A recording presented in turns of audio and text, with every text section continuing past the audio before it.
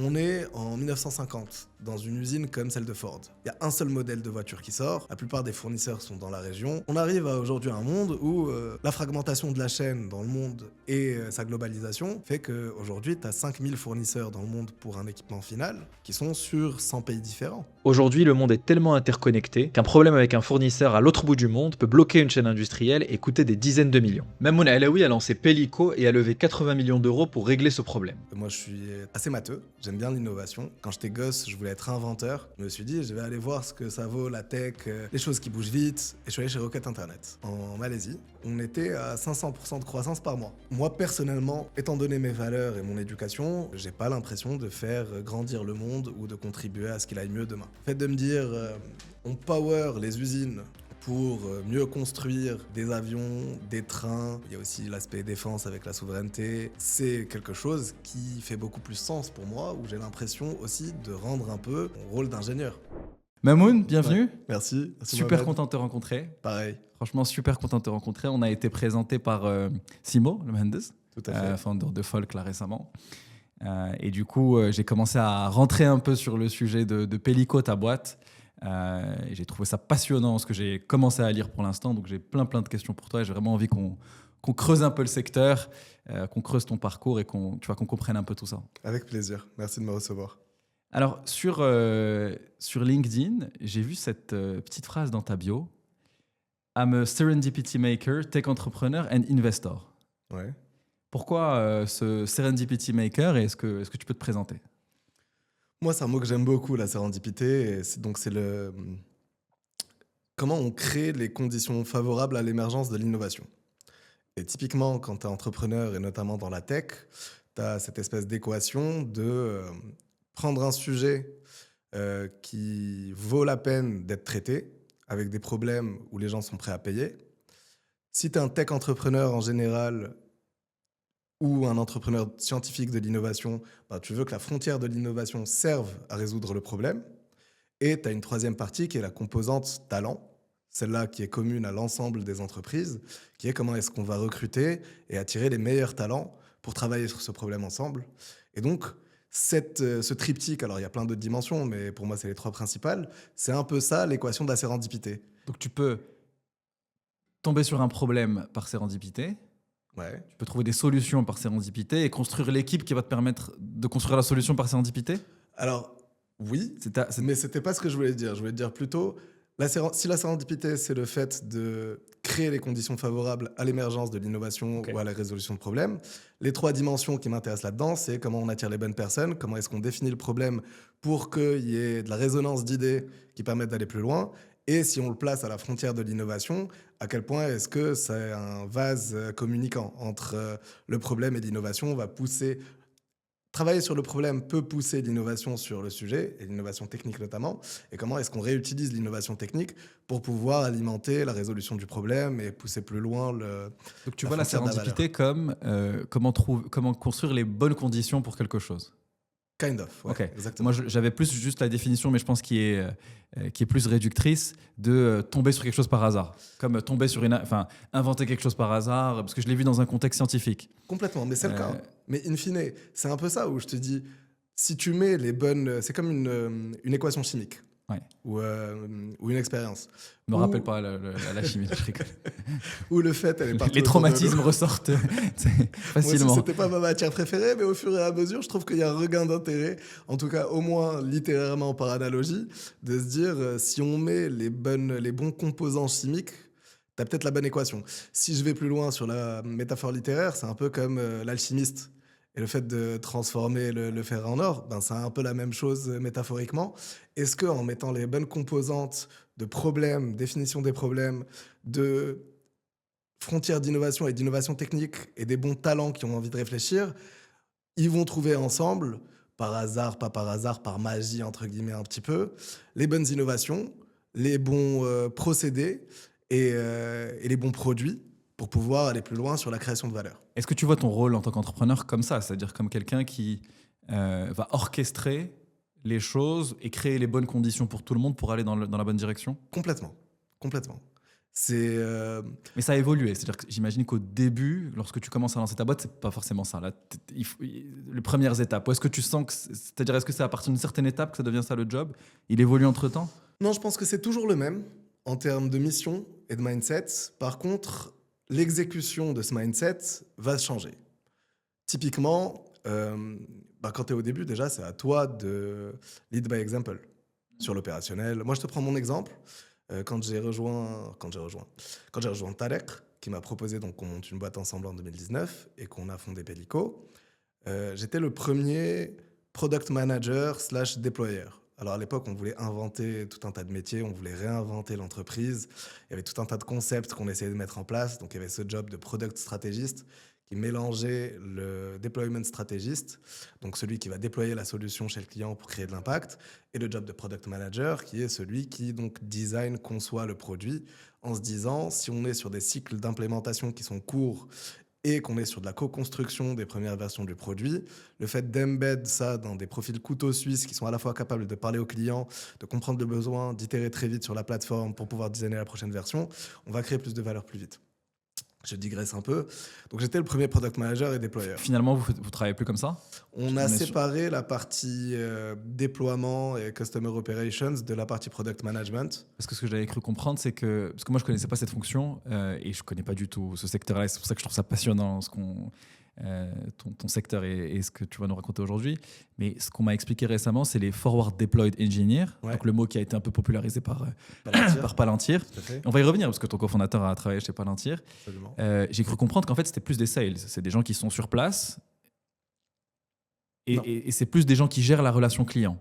Non. Ou pas? Non. Okay. Alors, chez Palantir, moi, je ne suis pas un spécialiste de Palantir, mais dans mes souvenirs, il y avait 3 types de jobs. Tu avais le deployment stratégiste, donc c'est un peu le consultant / project manager / qui va implémenter la solution. Okay. Tout à fait. Implémenter et diagnostiquer quelle solution il faut implémenter ou diagnostiquer le problème pour lequel il faut implémenter une solution qui va leverager les technologies disponibles. Le Forward Deployed Engineer, c'est l'ingénieur informatique. C'est celui qui développe sur place, on va dire développe ou configure, mais en tout cas utilise les assets technologiques pour faire un produit fini qui est déployé chez le client. Donc c'est un dev. Mais c'est un dev qui a des capacités de communication avec le client, de problem solving, qui est sur un mindset de développement très véloce, parce qu'on est sur il faut être chez le client, voir ce qui se passe, itérer, etc. C'est pas sur du développement en chambre, très long terme, plutôt R&D-like, etc. Et il y a des account managers qui gèrent le compte en termes de relations commerciales, de contrats, etc. etc. Nous, chez Pelico, donc le Forward Deployed Engineer, il était embedded dans cette notion de product strategist avec un Forward Deployed Engineer qui fait une espèce d'équipe de développement produit un peu cow-boy dans le sens très rapide et très terrain, un peu acquis, pour créer de la valeur très vite. In fine, nous, le modus vivendi de Pelico depuis le début, c'est on veut de l'impact, on veut créer de la valeur, on veut créer des outcomes, donc des différenciations de valeur qui sont pérennes et qui s'accumulent au fur et à mesure du temps, très rapidement.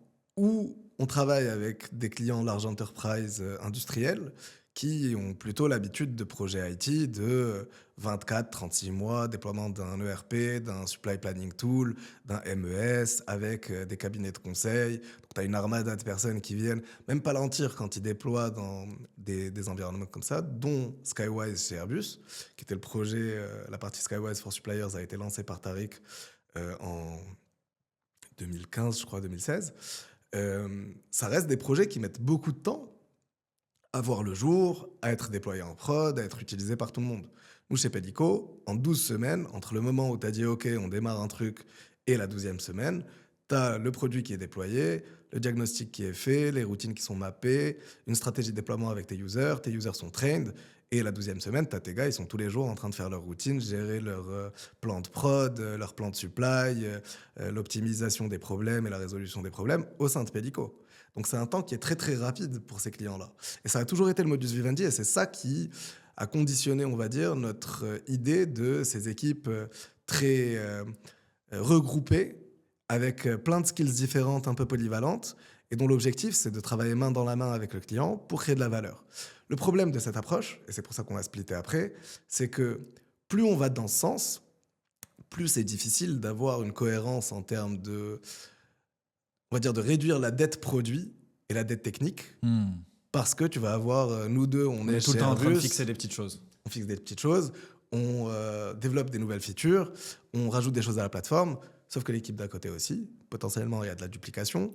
Comme on fait les choses très vite, on casse peut-être des trucs sur le socle, et plus le produit devient gros, large et a plein de features et sert plein de clients, plus il y a du risque que ça casse des choses. Et donc au bout d'un moment, ça a nourri notre croissance pendant les 2 premières années. Au bout d'un moment, on a splitté entre des équipes de product engineering qui font la conception du produit et des équipes customer operations et déploiement dont la mission, c'est faire F de produit égale à impact. Et donc de maximiser l'impact chez un client. Donc, il va y en avoir qui vont être déployés ou qui sont spécialisés sur le client, qui vont faire des ajustements, mais il faut entre guillemets tout consolider entre guillemets au HQ, enfin je veux dire dans l'équipe centralisée, et peut-être accepter des modifications dans le produit et se dire ok, j'ai reçu telle ou telle modification, donc je vais faire peut-être toute une nouvelle partie du produit qui va prendre en compte ces nouvelles choses, etc. Exactement. Ok.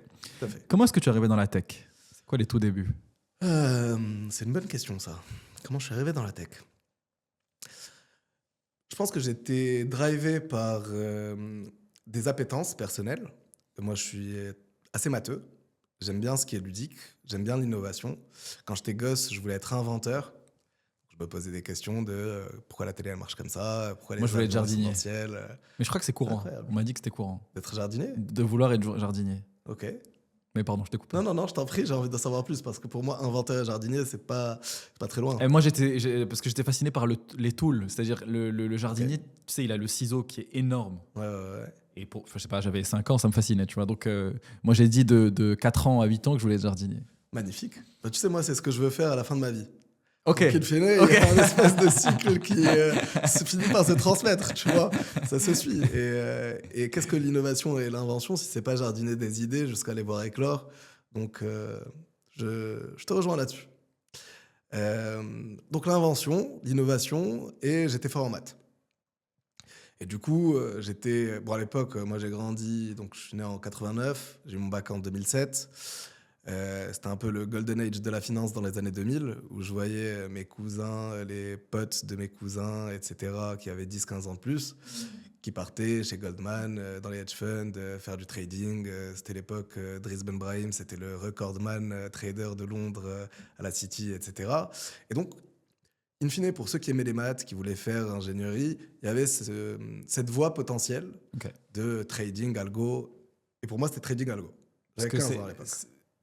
C'était cette phase 2000, 2008, et même avant, où tous les ingénieurs, c'était un chemin qui était tout tracé d'aller en finance de marché. Et déjà, c'était algo à ce moment-là qui t'intéressait. Ouais, en tout cas, pour les ingénieurs marocains sortis des lycées français au Maroc qui veulent faire prépa, il y avait cette voie qui était un peu dessinée. Moi qui me parlais quand j'étais gosse, parce que je me disais, j'aimais bien l'aspect faut comprendre le monde pour comprendre la finance de marché. C'est-à-dire que, en tout cas, j'avais ce fantasme de me dire, tu vois l'évolution des news, tu comprends comment l'économie marche, tu vois comment les sociétés fonctionnent, tu te fais des idées et puis tu prends des plis. Ce qui n'est pas exactement la réalité de la finance de marché. Et en plus de ça, il y a le côté technique. Exactement. Donc, tu disais, en fait, c'est tout ce que j'aime. Tout à fait. Et c'était ça qui avait commencé à guider le truc. Et en fait prépa, je suis allé à la centrale, j'ai rencontré Tariq, j'ai fait mes premiers stages en finance de marché, où j'ai plus développé des tools pour des traders et des quants en utilisant du code et des stratégies systématiques. Je me suis rendu compte que c'était intéressant intellectuellement, mais in fine, c'était quand même un monde où on était monofocus, quoi. Moi, je suis quelqu'un de très curieux, j'aime parler avec les gens, j'aime créer de l'impact, j'aime bien le côté leadership opérationnel. Et donc, après mon premier stage à la BNP, en structuration de dérivés exotiques, je me suis dit, je vais aller voir ce que ça vaut, la tech, les choses qui bougent vite. Et je suis allé chez Rocket Internet, en Malaisie, où je me suis occupé de tout ce qui était inventaire et gestion de l'entrepôt, d'une start-up qui s'appelle Zalora, qui est un peu le Zalando du marché sud-asiatique, sud-est asiatique. À l'époque, pour l'anecdote, Zalora et Lazada on était au 3e étage d'un petit immeuble à Kuala Lumpur. Et donc, les deux, c'était Rocket Internet. Lazada, c'était e-commerce. Lazada, c'est Alibaba aujourd'hui. C'est le Amazon. Exactement. Ok. Donc, c'est un truc qui est gigantesque. Et à l'époque, c'était en 2011. Donc, tu avais Zalora et Lazada, qui étaient dans les 2 apparts en face, où Zalora était considéré comme le leader des 2. Et donc, ça devait être la boîte qui allait être le fer de lance de Rocket sur les 10 prochaines années, machin.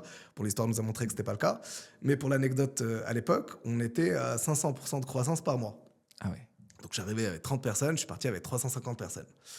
Et la graine s'est immiscée dans ma tête et je me suis dit, c'est quand même un secteur où il y a une capacité à créer de la valeur tangible, parce que là, on n'était pas sur des algos pour trader des trucs, même si bien sûr que ça a un impact dans le monde et que ça supporte tout un tas d'opérations économiques sur plein de secteurs différents.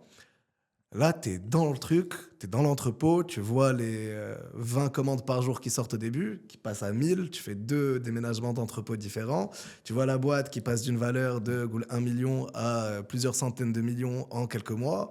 Et tu vois l'intensité aussi du travail, quoi. Complètement. Et des équipes, et le fait peut-être toutes les semaines d'avoir des nouvelles personnes qui rejoignent l'équipe, etc., ça doit être incroyable. C'est assez fou et c'est très... Ça te fait gagner en humilité. Moi, ça m'a fait gagner en humilité, en tout cas. Dans quel sens ? Dans le sens où, structuration dérivée exotique à la BNP, t'es qu'avec des gars qui ont fait l'X centrale, les mines, HEC, les SEC, des algos, tous en col blanc. Moi, je suis arrivé chez Zalora et ils m'ont dit, t'as 5 mecs, c'était des Indiens et des Sri Lankais, blue collar, que tu dois gérer de 8h du mat à 18h. À 18h, eux, ils partent. S'il y a des commandes qui ne sont pas parties, moi, je me tapais les cartons jusqu'à 2h du mat. Ce que j'ai fait pendant plusieurs semaines. Okay. Donc, à un moment, ça te remet aussi dans la réalité des opérations du quotidien. Et surtout, vu que je devais utiliser la tech pour optimiser le machin, je me rendais tout de suite compte de la valeur créée par les algos que je mettais en place pour optimiser l'entrepôt. Et donc ça a été... Tu avais le côté hyper opérationnel, concret, et en même temps, tu développais de la tech pour optimiser ça. La tech, c'était pas... Je faisais pas non plus une plateforme super machin, c'était des macros avec des petits algos d'optimisation. Mais in fine, c'était quand même ma première expérience de algorithmie et technologie pour optimiser des opérations physiques sur lesquelles on voit l'impact au quotidien de ce qui se passe. Est-ce que la semaine d'après, j'ai passé plus de nuits ou pas dans l'entrepôt à ranger des cartons ? Ça... c'est quelque chose... Le résultat, tu le sens vraiment. Exactement. Quoi. Surtout, t'as 21 ans, t'es à Kuala Lumpur, t'as envie de sortir, t'as d'autres choses à faire. Ouais. Et puis, ça a commencé à me faire dire que je voulais bien investir là-dessus. Je suis rentré en France, j'ai fait 2 ans de conseil où j'ai continué à créer des outils technologiques, algorithmiques pour des mutuelles, des assurances, des banques, etc. Et au bout de 2 ans, les grands groupes, le monde de la décision assez lente, ça a commencé à m'ennuyer. Et donc, je suis revenu dans la tech à 100% avec Criteo, où là, j'ai passé 4 ans et demi à faire de la data. Donc, quand tu rejoins Criteo, c'est déjà une grosse boîte parce que Criteo, c'est aussi une boîte qui a beaucoup évolué, qui est cotée. Lorsque tu rejoins, la boîte fait quelle taille et lorsque tu sors, elle fait quelle taille ? Alors, je rejoins Criteo, on est en 2015. Je pense qu'on est 800. C'est post-IPO déjà, mais c'est le début du post-IPO. Okay. Moi, je rejoins sur... Et elle commence à se structurer pour être une boîte qui est listée sur un marché public comme le Nasdaq, avec tout ce que ça comporte de robustesse, structuration, reporting, etc., etc. Et donc, tu as l'émergence de toute une fonction centrale qui pilote et structure l'harmonisation des opérations au sein de Criteo dans le monde, avec des marchés... IMEA, APAC et Americas qui sont en train de grossir, mais des procédures standards qui sont très différentes. D'accord. Et moi, je suis entré dans ces fonctions-là en tant que Central Data Scientist. Et donc, je supportais des équipes de Data Scientists dans le monde qui étaient les bras armés analytiques des marchés, des MD sur les marchés, etc. Je fais ça pendant 2 ans. Après, je passais côté produit, toujours avec cette intention de fournir des plateformes d'analytics et de gestion de la performance. Non, toujours en interne et à la fin aux clients. Et j'ai fini sur cette note avec la transformation des outils de campaign management pour les clients. Mais du coup, disons que je passais sur les différentes parties de la data, que ce soit pour fournir des outils en interne, pour fournir des plateformes d'analyse de la performance aux équipes de finance, de sales, de MD, etc., pour créer des outils plus techniques pour les data scientists et à la fin pour les clients sur les outils de campaign management. Au bout de 5 ans, je pensais avoir fait le tour. Alors, c'était pas le cas, mais... là, c'est une expérience qui est hyper différente de la première chez Rocket Internet, et même si elle était courte, mais qui était dans une boîte d'une taille beaucoup plus petite. Là, c'est une boîte qui est beaucoup plus structurée. Mais en fait, en même temps, 800, c'est pas tant que ça. Parce que je pense que ça reste des équipes à taille humaine. Qu'est-ce que tu as appris chez Criteo qui te sert jusqu'à aujourd'hui ou qui t'a servi pour développer Pelico? Déjà, je reviendrai peut-être sur la différence. Alors, comme tu le dis très bien, Mohamed, c'est pas les mêmes tailles, pas les mêmes vélocités de croissance, mais malgré tout, Criteo, entre 2015 et 2018, quand je suis parti, 2015-2019, ils sont passés de 800 à 3200. Quand même une grosse croissance pour une PME, ETI, etc. Et ensuite, ça restait l'utilisation de la data, des algos et de la tech pour fournir des insights à des opérationnels. Que ce soit les sales, que ce soit la finance, que ce soit les équipes de data scientists sur les marchés locaux au Japon, aux US, en France, etc. Ou que ce soit sur un peu plus d'innovation. Mais il y avait toujours cette idée-là de se servir de la tech pour pouvoir aller beaucoup plus vite sur de la traduction de toute la donnée qui est disponible en insights intelligibles qui nous font prendre des bonnes décisions sur le business. Alors, c'était la pub en ligne. Aujourd'hui, chez Pelico, c'est le même problème, mais sur un domaine qui est très très différent, celui des supply chains industrielles et des usines. Mais in fine, c'est un peu le même principe, c'est-à-dire comment est-ce que tu as des usines qui ont des ERP, des myriades d'Excel, etc. On rentrera dans le détail si tu veux. Comment est-ce que, à travers ces myriades de données que les gens ont du mal à utiliser parce qu'ils font des macros, ils développent des outils dessus, etc., etc. Il y a de la friction sur l'information qui est disponible pour prendre des décisions. Les décisions étant quel work order on lance aujourd'hui, quel fournisseur je dois appeler pour lui demander de livrer une pièce plus vite, quel client je dois appeler pour lui dire qu'il y aura un retard potentiel, ou est-ce que je dois optimiser l'inventaire sur un des programmes. Ça prend énormément de temps. La donnée est difficilement accessible. Elle doit être travaillée pour pouvoir être intelligible. Et Pelico permet de digérer toute cette donnée, de l'algorithmiser pour avoir des scénarios de simulation et d'avoir les next best action pour chaque personne de la chaîne de valeur industrielle pour prendre la bonne action. Et donc ça reste à peu près schématiquement la même structure, c'est-à-dire il faut avoir de la donnée, la structurer et créer une couche d'intelligence dessus. Exactement. Sous la forme soit de pouvoir accéder, requêter cette data, soit vraiment créer des insights pour ensuite, dans la vie réelle, prendre des décisions. Tout à fait. Donc effectivement, c'est intéressant parce que ça reste un petit peu la même structure. Pourquoi tu décides de quitter Criteo? Est-ce que tu avais déjà l'idée de monter une boîte? Parce que tu disais tout à l'heure, j'avais un peu cette graine qui a été plantée chez Rocket Internet. Tu avais déjà l'idée de monter une boîte. Tu savais déjà ce que tu allais faire ou pas du tout? Alors, pour être honnête, l'idée de monter une boîte, je l'avais déjà en école, puisque Thaler, qui est donc mon associé et le CEO de Pelico, on avait déjà essayé ou commencé à réfléchir à monter une boîte quand on était en école. Pour l'anecdote, c'était un truc, on s'amusait à se dire, OK, il y a la data, la tech qui est en train de prendre plus de place, et on voulait monter une plateforme pendant nos études d'AI, avec des guillemets, sur le recrutement. Okay. On l'avait appelé Joby Joba, j'ai encore le Trello.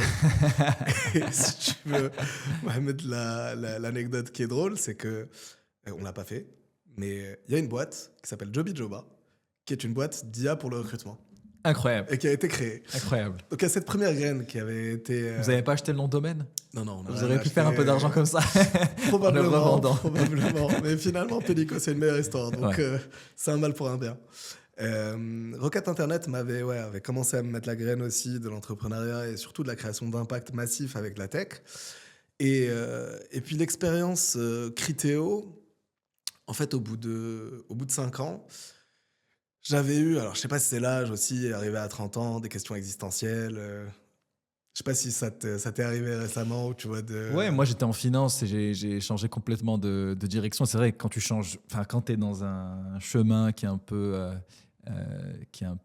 pas tracé, mais c'est-à-dire qui est dans des grosses boîtes ou dans des situations qui sont un peu classiques comme ça, et qu'au bout d'un moment que tu en sors, tu as plein de questions que tu t'es jamais posées. Donc ouais. tu restructures un peu ta manière de réfléchir, et tu te poses plein de questions. Tout à fait.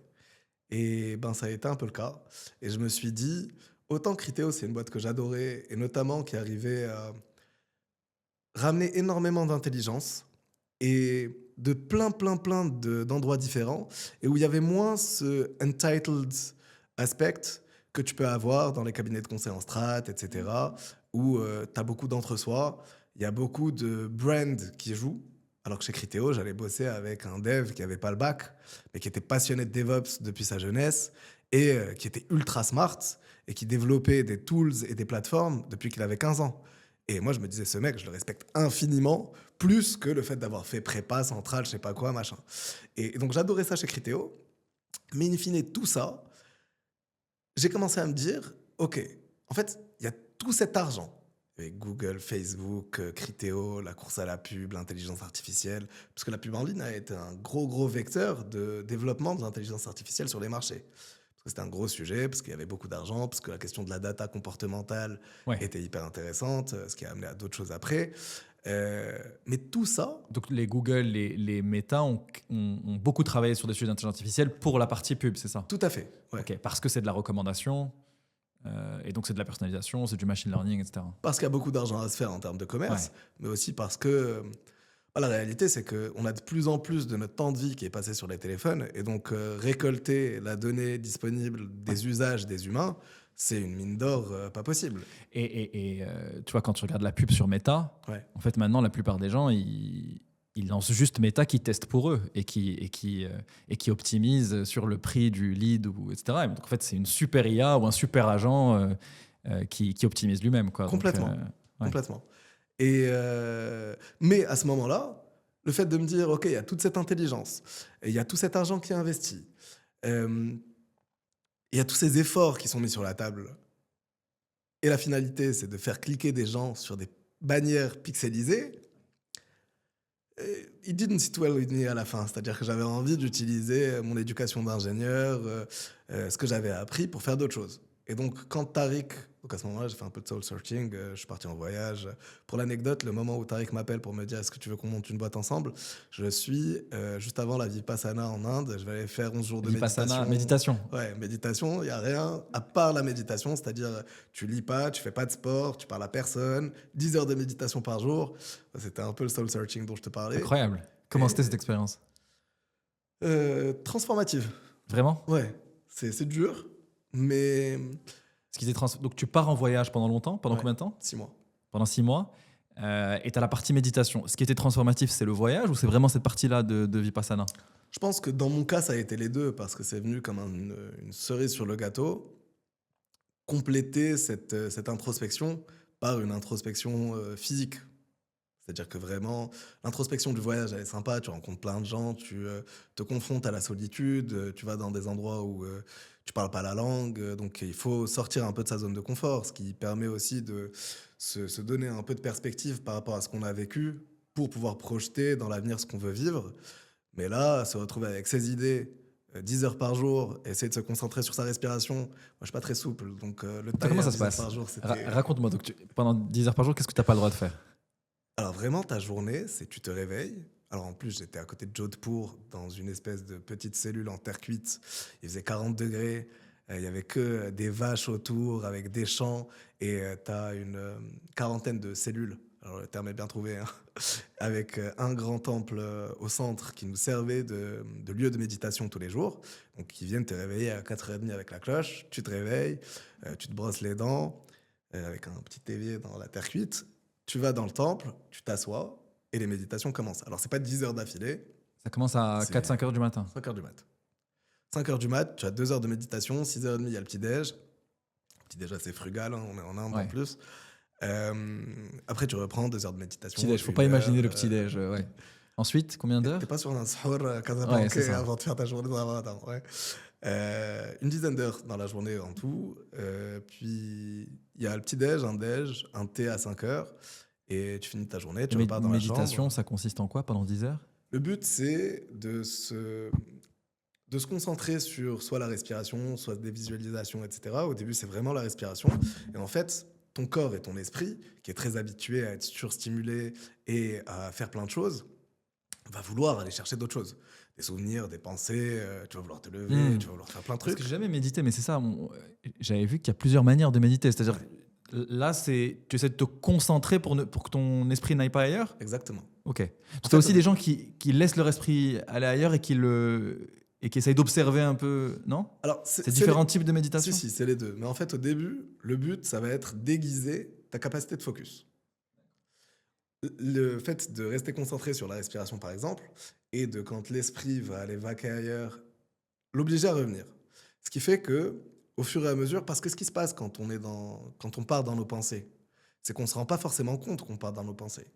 Et donc le fait d'aiguiser le focus permet ensuite d'observer ce mouvement tout en restant conscient.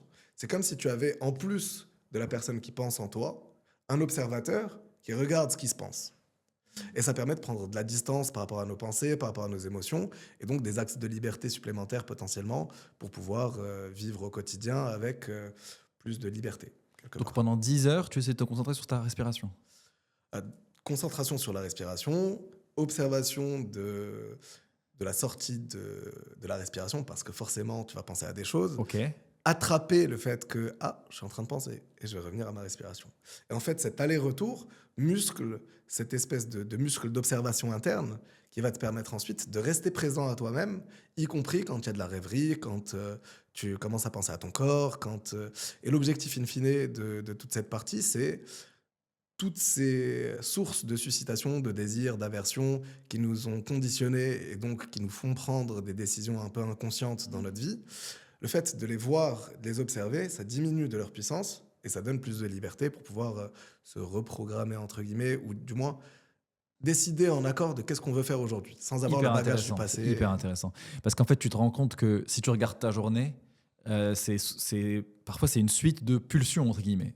Exactement. Je veux faire tel truc. Même quand tu travailles, le choix du sujet sur lequel tu vas travailler, c'est une forme de pulsion. Peut-être que c'est juste que ça vient, tu sais pas d'où ça vient. Complètement. Et donc, tu arrives à focus et tu arrives à faire la différence entre ces impulsions ou ces pulsions et ta personne ou toi ou ton intention, ou je sais pas comment appeler ça. T'y es. Et donc, particulièrement, quand tu commences un projet que tu veux mener pendant très longtemps, où tu vas donner de l'énergie, où tu vas être à fond, en fait, tout ce côté pulsionnel ou conditionnement. Ou pré-programmation, ouais. Ou pré-programmation, exactement, ouais. Va ressortir à fond. Et donc, le fait. Sous quelle forme? C'est-à-dire que tu vas te dire, OK, j'ai envie d'aller sur tel projet. Ça va être des défocus, c'est-à-dire que tu vas aller sur autre chose, ou ça va être une peur, ou comment ça peut intervenir? Je veux dire, dans le concret d'un entrepreneur, par exemple, ou de quelqu'un qui veut monter un projet, ou de quelqu'un, pas forcément un entrepreneur, n'importe qui. On digresse un petit peu, mais tu sais comment on dit que quand on a des enfants, que ce soit la femme ou l'homme, il y a plein de trucs qui ressortent de l'enfance, de ce qu'on a vécu, etc., etc. Quand tu entreprends, ton projet, c'est ton bébé. Et donc, in fine, l'énergie que tu mets au quotidien, tous les jours, elle va aussi driver des espèces de réémergence de choses du vécu. Plus le fait que bosser 15 heures par jour, à un moment, la fatigue, l'énergie, l'obsession aussi du projet fait qu'il y a beaucoup de choses qui sortent beaucoup plus inconsciemment. T'es pas dans un temple de méditation où tu médites 10 heures par jour, par exemple. Et donc, il y a tout ça qui sort. Et le fait d'avoir... Moi, la méditation m'a beaucoup aidé à garder une espèce d'équilibre entre cette envie de créer constamment, le fait de parler à énormément de gens toutes les semaines, d'être drivé par un objectif et de le remettre au centre des priorités au quotidien pour moi, pour mes équipes, pour mes clients, etc. Et le fait de rester grounded, kind of. Je ne sais pas si j'ai réussi tout le temps, mais... Ouais, donc garder ton équilibre et aussi garder le focus pour toi, pour l'équipe. Et sur la partie, on a parlé un peu de tout ce que ça t'a apporté. Et toi, si on se remet dans ce moment-là dans ta vie, c'est un moment où tu te poses des questions, où tu réfléchis un petit peu à ton futur et là où tu veux aller. Quels sont un petit peu Qu'est-ce que tu as compris à ce moment-là? Est-ce que c'est vraiment un plan? C'est-à-dire, OK, je me suis rendu compte que je suis comme ça et je veux passer comme ça les 10 prochaines années de ma vie. Est-ce que c'est de se dire, je veux que mon quotidien ressemble à ça? L'output, entre guillemets, sans être trop matérialiste, mais l'output du truc, c'est quoi? Est-ce que c'est un objectif, une intention? C'est plus une intention. C'est une intention et un réalignement en fait des valeurs et des principes avec le quotidien. Donc là-dedans, je te disais, la finalité de faire cliquer des gens sur des bannières pixelisées sur Internet pour acheter des chaussures, me dire que la crème de l'intelligence d'une société, voire du monde, elle sert à faire ça. Moi, personnellement, étant donné mes valeurs et mon éducation, j'ai pas l'impression de faire grandir le monde ou de contribuer à ce qu'il aille mieux demain. Le fait de me dire, on power les usines pour mieux construire des avions, des trains, il y a aussi l'aspect défense avec la souveraineté, ou les technologies de demain avec les data centers d'AI et ce genre de choses, bah, c'est des sujets sociétaux qui sont cruciaux. Comment est-ce qu'on les construit et comment est-ce que ces supply chains et ces chaînes de production sont résilientes, peut-être demain plus écologiques, avec de la capacité de création qui soit locale, donc qui soit moins susceptible d'être perturbée par les guerres, les événements climatiques, les événements sanitaires comme le Covid, etc., etc. C'est quelque chose qui fait beaucoup plus sens pour moi, où j'ai l'impression aussi de rendre un peu mon rôle d'ingénieur. C'est-à-dire qu'on a été formé pour ce genre de choses. C'est ce qui power la société dans ses usages de transport, de connectedness, de souveraineté nationale, etc., etc. C'est intéressant parce que depuis le début de la discussion, tu vois, la partie impact, mission, tu l'as dit peut-être 4, 5, 6, 7 fois, et c'est vraiment un truc qui est très ancré en toi. Ouais. Ça, c'est un truc dont tu t'es rendu compte à ce moment-là, ou ça a toujours été le cas? C'est une très bonne question. Parce que je pense qu'il y a vraiment des gens, lorsqu'ils montent des projets, j'ai l'impression qu'il y a des gens qui sont drivés par, comment dire, juste par l'action et par le fait de faire des projets, et finalement pour lesquels peut-être que la mission est secondaire. C'est-à-dire qu'ils peuvent faire un projet A comme un projet B, mais dans tous les cas, dans l'action, ils trouvent leur satisfaction. Et il y a vraiment des gens qui sont drivés par la mission, qui ne pourraient pas monter un projet sur lequel la mission ne les anime pas. Tu vois. Mais je ne sais pas si les gens se rendent vraiment compte de comment ils sont, et est-ce qu'ils ont ce truc ou pas. Je ne sais pas, toi, est-ce que c'est quelque chose dont tu t'es rendu compte à ce moment-là? Alors, je pense qu'il y a un aspect de mission important qui a changé de manière concomitante avec l'expérience Criteo. Encore une fois, j'adore cette boîte. Je ne veux pas du tout dire de mal de Criteo. C'est juste que je ne pense pas qu'avant ce moment-là, ce que j'attendais du boulot était forcément extrêmement lié à la mission, à ma mission en tant qu'être humain dans la société, etc. Tu savais déjà que tu voulais faire des trucs concrets, ouais. Et avoir de l'impact avec la tech, mais c'était plus quelque chose qui t'intéressait. Il n'y avait pas ce côté-là, avoir mission ou impact sur l'humanité. Voilà. Ouais, qui m'intéresse, qui va avoir de l'impact sur les clients, qui va avoir de l'impact sur l'entourage avec lequel je bosse, qui va avoir cette collégialité de stimulation intellectuelle, de travailler sur des sujets intéressants, de faire avancer potentiellement la technique sur des sujets, etc., etc. Mais je vais te dire ce qui s'est passé en fait en termes de switch. Je pense qu'avant, et j'ai eu pas mal de militants politiques dans ma famille ou d'historiens de la politique, etc. Je considérais probablement que c'était plus le rôle de la politique d'avoir cette mission sociale de transformation, etc. Okay.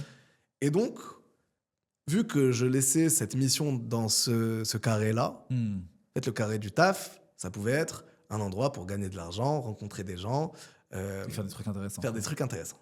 Changer le monde avec le taf, ça rentrait pas forcément en lien. Soit tu vas vraiment le faire et ton travail, c'est changer le monde, soit exactement. Focus-toi sur ton travail, et si tu as le temps, ou plus tard, quand tu auras gagné de l'argent et tu auras une belle carrière, tu iras changer le monde. Exactement. Okay. À ce moment-là, j'ai ce switch où déjà la politique... pardon maman, hein, ma mère était députée, elle est militante pendant 40 ans sur le féminisme, etc. etc. Mais la politique, j'y crois plus trop. J'y crois moins. Alors, respect infini pour toutes les femmes et les hommes politiques qui se battent, qui en font une carrière. Ouais. T'as commencé à parler comme un politique, là. T'as presque dit celles et ceux. C'est ces expressions. Il n'y a que les politiques qui disent ça, celles et ceux. Personne ne l'a jamais dit dans un contexte... mais non, mais c'est clair. Respect infini pour elle et pour eux. Complètement. Et moi, effectivement, à chaque fois que je vois des gens en politique, je me dis, ces gens-là, bravo à eux. Ouais. C'est que des balles, que des critiques, Exactement. que des problèmes. Ouais. C'est souvent des gens qui pourraient gagner beaucoup plus d'argent ailleurs. 100%. Malgré toutes les critiques sur les politiques, 95% des gens qui font de la politique pourraient gagner plus d'argent ailleurs. Ouais, ouais, ouais. Et donc ouais, 100% aligné avec toi. Et du coup, à ce moment-là, je me dis, et je pense qu'ils ont de l'impact, mais l'impact, changer la société, changer le monde, en tout cas sur les 30 dernières années, 20 dernières années, c'est prouvé que les entrepreneurs ont beaucoup plus d'impact de transformation que les Je hommes pense que c'est politiques un vrai locaux. changement, ça, sur les, je sais pas, peut-être comme tu dis, 20-30 dernières années, mais je pense pas que historiquement, on a eu des gens, enfin plutôt, tu sais, je pense qu'il y a des gens qui ont eu des impacts énormes sur l'histoire. Mais par contre, des organisations, en dehors des États, c'est hyper nouveau. Des entreprises avec 100 000, 200 000, 1 million d'employés, qui ont autant d'impact, autant de pouvoir, autant d'impact sur la réalité, c'est très très nouveau. Je serais pas aussi catégorique, je pense que c'est cyclique. Mais historiquement, il y aurait quoi comme exemple? Compagnie des Indes, Standard Oil? Bah, par exemple, Moi, je connais que ça. ou Ouais. les premières révolutions industrielles. C'est-à-dire qu'à partir du moment où la Ouais. technique, qui du coup en général... En fait, c'est une trend qui date de 200 ans, quoi. C'est pas depuis la révolution industrielle. Moi, même avant, les premiers navires transforment de manière radicale la société par la possibilité de voyager, de connecter avec d'autres peuples, par le fait que le commerce va être florissant. Mais tu as toujours ces espèces d'aller-retour, en fait, Ok. où c'est des cycles innovationnels. En tout cas, les cycles Des innovationnels... cycles où le pouvoir va aller plus du côté des États et des cycles où ça va être en dehors des États? Exactement. Et on peut la lire de plein d'angles différents. En tout cas, est-ce que le pouvoir régalien est sur le pouvoir temporel militaire et accaparé par les États, ou est-ce qu'il l'est par des grandes fortunes, des entreprises, et où le rôle de l'innovation technique va être énorme pour pouvoir moduler, on va dire, ces changements de pouvoir. Je pense que ça a été quelque chose de cyclique au fur et à mesure du monde. Là, aujourd'hui, tu prends juste l'AI au sens LLM agentic, la nouvelle génération de multimilliardaires que ça a créé en moins de 10 ans, et l'impact qu'ils vont continuer à avoir, enfin, je trouve que c'est du jamais vu. L'accélération, par contre, de la modulation... Je pense, effectivement, ça a toujours existé, mais le niveau de leverage que les gens ont et donc que leurs organisations ont, par contre, elle est de plus en plus importante. Parce Exact. que le software, parce que Internet, les réseaux sociaux, etc., ça fait que tous ces gens-là, ils sont augmentés, quoi. Exactement. Et puis que la capacité de créer de la valeur rapidement a aussi augmenté. Et vu qu'on est sur un marché globalisé, alors est-ce qu'on va le rester ou pas, c'est une grande question au vu de ce qui se passe économiquement et politiquement dans le monde.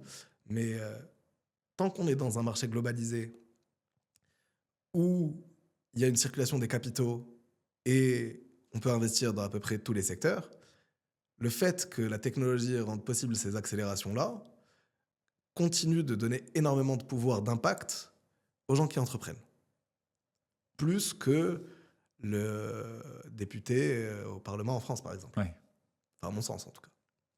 Parce que c'est ça, le vrai bloc. En fait, pourquoi les États, entre guillemets, dans ce cycle, ils partent avec un désavantage, c'est que l'entreprise, elle n'a pas de frontières. En réalité, elle opère dans un marché qui est globalisé, elle peut avoir des employés partout, elle est sur un marché qui est mondial, et donc c'est presque unfair, quoi. Ouais. Ok, donc tu te rends compte que tu veux avoir cet impact-là, que tu peux l'avoir dans l'entreprise et dans les projets que tu montes, et donc je pense probablement que tu commences à te dire que probablement ça aura une forme entrepreneuriale, ou en tout cas... et tu disais, Tariq, donc ton fondateur, t'appelle au moment où tu es en pleine méditation, juste avant. Exactement. Il m'appelle 2 jours avant que j'y aille. Et puis lui, il avait fini Palantir. Il avait eu cette expérience donc il avait lancé Skywise for Suppliers chez Airbus, qui avait sauvé des centaines de millions d'euros d'économies à Airbus. Donc super projet. Mais il avait eu le feeling de... Déjà, il y a un retard sur ce pan de l'industrie en termes d'utilisation des technologies disponibles pour pouvoir optimiser notamment les opérations. Alors ça s'explique à plein d'égards. Mais dont le fait que les execs de l'industrie, souvent, ne viennent pas des opérations, viennent plutôt des programmes, de la supply chain parfois, mais pas de la gestion opérationnelle de l'usine, Ok. historiquement, De la boîte. d'un groupe industriel D'accord. ABC. Alors, je ne sais pas si tu veux qu'on fasse une pause et qu'on fasse un espèce de rétrospective du software dans le monde des opérations industrielles. Mais grosso modo, Tarek, il a cette intuition-là, à ce moment-là. C'est L'intuition, c'est que c'est un secteur dans lequel il y a eu peu d'innovation. pas l'industrie. Les opérations industrielles, donc les opérations d'usine, pas forcément peu d'innovation, quoique si, on va dire peu d'innovation sur les dernières années, qui a été moins servi par la technologie que d'autres secteurs, et que le retard d'utilisation des nouvelles technologies crée un boulevard de valeur qui est énorme. Et ça, il a commencé à le voir dans certaines boîtes. Chez Airbus. Chez Airbus. Ok, donc plutôt des grosses boîtes. Alors, je ne dis pas que c'est dans les usines d'Airbus que toute la stratégie s'est développée, mais tu sais, la chaîne industrielle de l'aérospace, par exemple, c'est une connexion entre plein d'acteurs. Tu as Airbus pour la Final Assembly Line des avions, Ouais. mais tu as Safran qui les alimente. Safran est Je veux vraiment qu'on rentre dans tous ces etc., détails. Je sais etc. que ça va être beaucoup de détails, mais Ouais. c'est pas grave. C'est ça qui est intéressant. Yes. Ok. Donc, tu as commencé à parler de l'histoire du software pour les opérations industrielles. Ouais. Vraiment, je veux bien comprendre un petit peu. Et même cette chaîne de valeur-là, hyper intéressant de comprendre comment ça fonctionne. On entend plein de mots, les OEM, donc je pense les Original Equipment Manufacturers, ça c'est les Airbus & Co. Mais après, tu as les fournisseurs avec plusieurs tiers, etc. Je veux bien comprendre le secteur, à la fois comment il est structuré et ce qui s'est passé, entre guillemets, avant Pellico, on va dire pre-Pellico, tu Ouais. vois, comprendre un petit peu ce moment-là. Et l'opportunité que vous avez vue, parce que je pense que c'est un point hyper important pour comprendre la boîte. Alors, grosso modo, donc, on se dit, il y a un boulevard de valeur, la technologie n'a pas suffisamment servi les opérations industrielles, et on est dans une situation en 2018, disons, pré-Covid, ce qui a été prouvé par le Covid ensuite, où tu as une pièce en bout de chaîne d'un fournisseur de rang 3 qui peut bloquer l'ensemble d'une chaîne industrielle. Une rupture sur une pièce va bloquer l'ensemble de la chaîne industrielle jusqu'à l'avion qui ne peut pas être fabriqué et qui va avoir du retard et qui va coûter des dizaines de millions d'euros en pénalité. Ça, c'est une réalité industrielle. Il y a combien d'étapes dans la chaîne ? Ça dépend de quel type d'équipement on parle, mais sur un avion, tu peux avoir selon les parties de l'avion, entre 5, 10 acteurs différents qui vont fournir l'usinage des pièces, le premier sous-ensemble, le deuxième sous-ensemble, Quand tu le dis moteur 10, d'avion, l'avion. C'est en termes d'étapes. En termes de C'est-à-dire nombre il y en a d'acteurs. un qui fournit à l'autre, qui fournit à l'autre, qui fournit à l'autre. C'est Exactement. ça. Ok. Ouais. Après, parfois, c'est dans les mêmes groupes. Tu vois, par exemple, chez Safran, tu vas avoir le Safran Transmission System qui fabrique des systèmes de transmission, qui va alimenter Safran Aircraft Engine qui fabrique les avions, les moteurs d'avion, pardon. Ah, mais c'est quand même énorme. Ouais, c'est très grand, c'est très complexe. Et en fait, cette complexité-là, quand tu la mets en face de la réalité du monde qui est de plus en plus chaotique et volatile, elle est de plus en plus dure à gérer. Donc, pour la faire simple et de manière caricaturale, on est en 1950 dans une usine comme celle de Ford. Il y a un seul modèle de voiture qui sort. La plupart des fournisseurs sont dans la région. Le carnet de commandes est hyper profond. Et on fait un plan de production. Déjà là, le fait que tes supply chain managers, tes contrôleurs de production, tes quality managers, tes agents de vente, tes planeurs d'inventaire parlent des langages un peu différents. Ton supply chain manager, il va parler en bon de commande, en transportation notice, en niveau d'inventaire. Ton production manager, il va parler en niveau d'efficacité, de productivité, de couverture matérielle des ordres de fabrication. Ton quality manager en note de qualité, etc. Fait que quand il y a un problème et que le plan, il faut le changer, bah, tout ce monde-là, tu fais parler un Italien avec un Chinois, avec un Marocain, avec un Américain, il faut qu'ils se mettent d'accord. Et donc, c'est beaucoup de friction. Et là, on est dans un monde où tout est relativement simple, il y a peu de fournisseurs, ils sont accessibles, ils sont pas loin, il y a un seul équipement qui sort, etc. C'est caricatural, hein, mais c'est juste pour te donner la différence entre voilà ce qui se passait dans les années 50-70, on arrive en 2020. C'était intégré dans des boîtes ou des complexes d'entreprises très proches géographiquement et très connectés, quoi. Okay. Ouais. Et plutôt intégré, toujours fournisseur-client, mais sur une chaîne industrielle, tu as peut-être 3-4 acteurs, ils sont pas loin, il y a de la profondeur dans les commandes côté fournisseur comme côté client, etc. On arrive aujourd'hui à un monde où, je vais reprendre l'exemple de la voiture, qui n'est pas l'industrie avec laquelle on travaille le plus, mais qui est assez frappante par rapport à ça.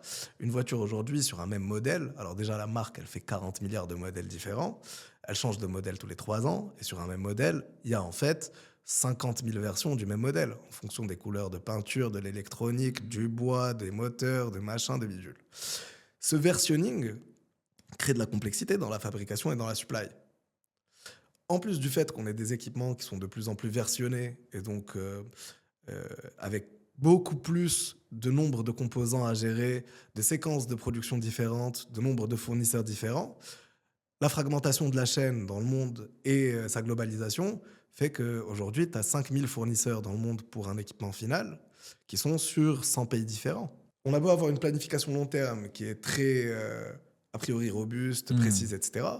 Le nombre de disruptions au quotidien qui sont à gérer, étant donné ces disruptions globales, mais aussi les disruptions locales dans l'usine, fait qu'il y a un besoin impérieux d'être capable de replanifier opérationnellement au niveau du gars sur la ligne de prod, avec intelligence et capacité d'assessment des impacts, on fait quoi demain, quel ordre de fabrication on lance, qu'est-ce qu'on fait quand il y a une pièce qui n'arrive pas, comment on réorganise les équipes, etc. Sur les 50, 30, 40 dernières années où ces opérations industrielles elles ont été très intégrées, comment ils ont géré toutes ces disruptions? Est-ce qu'il y en a de plus en plus? Est-ce que c'est juste une impression ou est-ce qu'il y a, peut-être que tu vas me dire, en fait, il y a toujours eu des disruptions ou en fait non, sur les 5-10 dernières années, il y a beaucoup plus de disruptions qu'avant. Déjà, je pense que c'est intéressant de savoir si c'est le cas ou pas. Ouais. Et ces gens-là, comment ils géraient ça? Est-ce qu'il y avait des mecs, dans le quotidien, leur taf, c'était de gérer tous ces problèmes-là? Comment ça se passait? Donc pour l'instant, on a décrit le truc sur 2 niveaux. Le niveau global, avec fragmentation de la chaîne industrielle dans son ensemble, que ce soit l'aéro, que ce soit la défense, que ce soit l'automobile, etc. Et au niveau local dans l'usine, de comment est-ce qu'on gère les disruptions dans l'usine au quotidien, sachant qu'il y a un lien entre les deux. Au niveau de l'usine, historiquement, tu as le software qui arrive avec les ERP, par exemple, dans les années 90, qui commence à structurer le plan transactionnel des opérations, de la production à long terme. Donc un ERP, ça te sort un plan industriel et commercial et surtout un plan directeur de production qui va de 5 ans jusqu'à la semaine ou la journée et te dit, selon une demande forecastée, combien on va fabriquer par famille d'équipements, jusqu'à, en prenant leur nomenclature, combien de pièces on doit aller chercher chez chaque fournisseur. Et ça te fait un plan d'appro. Mais la réalité, c'est que ce plan-là, il n'est pas en temps réel. Chaque disruption qui arrive, elle ne va pas trigger un nouveau plan d'appro, qui est refait tous les mois, par exemple, toutes les 2 semaines ou un truc du genre. Et c'est un outil transactionnel. C'est-à-dire ça va créer des ordres de fabrication, les commandes clients, les bons de commande pour les fournisseurs, etc. Du coup, ça ne donne pas de forecast. C'est un peu le moteur de la voiture. Tu parles de tes forecasts qui sont faits par des gens en costume sur des Excel. Exactement. Tu mets ça en input dans un grand ERP qui, schématiquement, c'est une forme d'arborescence avec toutes les dépendances. Si je dois faire X, j'ai besoin à l'étape d'avant de faire tel truc et tel truc, dans tel timing, etc. etc. Et ensuite, ça me le fait dans l'autre sens. Par quoi est-ce qu'il faut que je commence pour arriver à cet input-là? Exactement. Et ça le donne aux gens en production. Mais ce que je disais, c'est qu'il n'y a pas de forecast, c'est-à-dire? Il n'y a pas de variabilité, ça ne te fait pas différents scénarios. Okay. Il y a un scénario qui est le plan. C'est statique. Et c'est statique. Et il est transactionnel, c'est pour ça que c'est statique. Parce que c'est ce qui va créer. Une fois que tu as ton plan, ça te sort des ordres de fabrication. Donc des ordres de fabrication, c'est vraiment des papiers qui sont imprimés, qui sont donnés à ton gestionnaire de prod. Et des bons de commande, etc. Exactement, les bons de commande, ils sont envoyés par la poste ou par mail à tes fournisseurs qui lui disent « je veux tant de pièces », machin bidule. Donc, il y a ça. Déjà, comme tu disais très bien, tout ce plan, il est fait par les gens en costume. Donc c'est ce qu'on appelle les équipes SNOP. Qui sont plutôt du strategic planning. C'est quoi SNOP? Sales Operation Planning. Soit Sales and Operations Planning, soit Sales Inventory and Operations Planning, SIOP. OK. Et donc ces équipes-là, parfois elles sont dans l'usine, parfois elles sont au HQ. Et ce qui est sûr, c'est que quand le gestionnaire de prod, il va chercher une pièce pour son ordre de fabrication, que la pièce, il la trouve pas ou elle est pétée, et donc il peut pas lancer son truc, ça trigger pas notre ami SNOP en costume qui refait un planning. D'abord, un planning, ça prend du temps. Il faut mettre toutes les équipes ensemble, une semaine, etc., etc. Donc, bref, ça, c'est le RP. On continue dans l'histoire du software. Tu as les supply planning tools qui sont venus régler ce problème de OK, on a un plan, mais en fait, le monde, il change. Eisenhower, il disait avoir des plans, c'est bien, mais ce qui est mieux, c'est d'être en capacité de planifier. Parce que, quel que soit le plan, en fait, le monde va changer. Et donc, ils sont venus, ils ont créé des softwares qui variabilisent ce Master Production Schedule, ce plan directeur de production, avec différents scénarios. Mais on est toujours sur la même logique de... On parle à des planeurs stratégiques qui font des plans à 5 ans et qui les traduisent ensuite à un niveau opérationnel. Et eux, ils sont venus s'intégrer dans les ERP? C'est des nouveaux ERP? Comment ça fonctionne? C'est une très bonne question. Je vais citer quelques boîtes, mais tu vois, SAP, c'est la star des ERP, c'est 70% du marché. SAP a fait SAP IBP, Integrated Business Planning, qui fait des scénarios de simulation, etc. Maintenant, même problème, ça crée de la variabilité avec différents scénarios. Notre ami, on va l'appeler Georges, le contrôleur de prod ou le gestionnaire de prod, quand il est parti au magasin chercher la pièce, il ne l'a pas trouvée, ou que le fournisseur l'a appelé, il lui a dit « je ne te livre pas aujourd'hui », il fait quoi? C'est pas marqué dans IBP. Ouais, il trouve une solution. Lui, aujourd'hui, ouais. Et comment il trouve la solution? Il appelle ses potes, côté supply, est-ce que tu peux m'appeler le fournisseur? Qu'est-ce qu'il dit? Il appelle le mec de la qualité, est-ce qu'on a des pièces disponibles? Ils se hurlent dessus parce qu'en fait, ils sont 5 à vouloir la même pièce. Et puis, ils finissent par prendre une décision dans des réunions qui ont lieu tous les jours. Alors, je caricature encore une fois un peu, mais tu as des réunions de delivery clinique, de quality clinique, etc., où toutes les équipes de supply chain, de production control, vont se réunir pour pouvoir prendre des décisions sur les plus gros problèmes de pièces manquantes, de problèmes de capacité, de livraison à risque, etc., etc. Et donc, nos amis des opérations, et donc ça, c'est un peu tout le shop floor des opérations de l'usine. Tout le shop floor. Shop floor. Ouais, le shop, c'est l'usine, grosso modo. Ok. Le terrain de l'usine, ils créent des Excel, ils créent potentiellement des dashboards, des outils de BI. Enfin, les équipes IT dans les grands groupes leur créent des dashboards, des outils de BI, etc. Et ils utilisent tout ça pour essayer de, tant bien que mal, éteindre les feux. Donc, grosso modo, si je te fais une comparaison avec la navigation maritime, par exemple, on est à l'époque de Vasco da Gama et de Magellan. Les Excel, c'est des cartes. Les cartes, elles ne montrent pas la même chose. Et on essaie de naviguer. Ils ont toujours un grand plan et ils ont plein de petits outils qui leur permettent de résoudre les problématiques qu'ils ont au quotidien. Exactement. Les manques de pièces, les problèmes de supply chain, etc. etc. Ouais, mais qui ne sont pas connectés au grand plan. D'accord. Et donc là, il y a une fragmentation. On parlait de fragmentation de supply chain, c'est toujours une histoire de fragmentation. Il y avait fragmentation de supply chain, maintenant il y a fragmentation des outils. Et donc, pour les mieux lotis, en fait, c'est des grands groupes industriels qui ont des super équipes IT, data science, qui créent des tools pour chaque équipe. Mais là aussi, il y a un héritage. L'héritage des équipes IT, tu prends l'organisation des équipes IT, souvent, elles sont héritées de l'organisation de la boîte. L'équipe IT d'une super boîte industrielle, c'est pas une boîte de software. C'est une équipe IT d'une super boîte industrielle. Et en fait, qu'est-ce que ça fait? Ça fait que l'organisation de la boîte, c'est supply chain, manufacturing, quality, sales. En fait, dans l'équipe IT, tu as une équipe IT manufacturing, une équipe IT supply chain, une équipe IT machin, qui chacun développe des tools. Et donc, on retrouve de la fragmentation en bout de chaîne. Nous, ce qu'on s'est dit, c'est il faut orchestrer les opérations en parlant aux gens des opérations.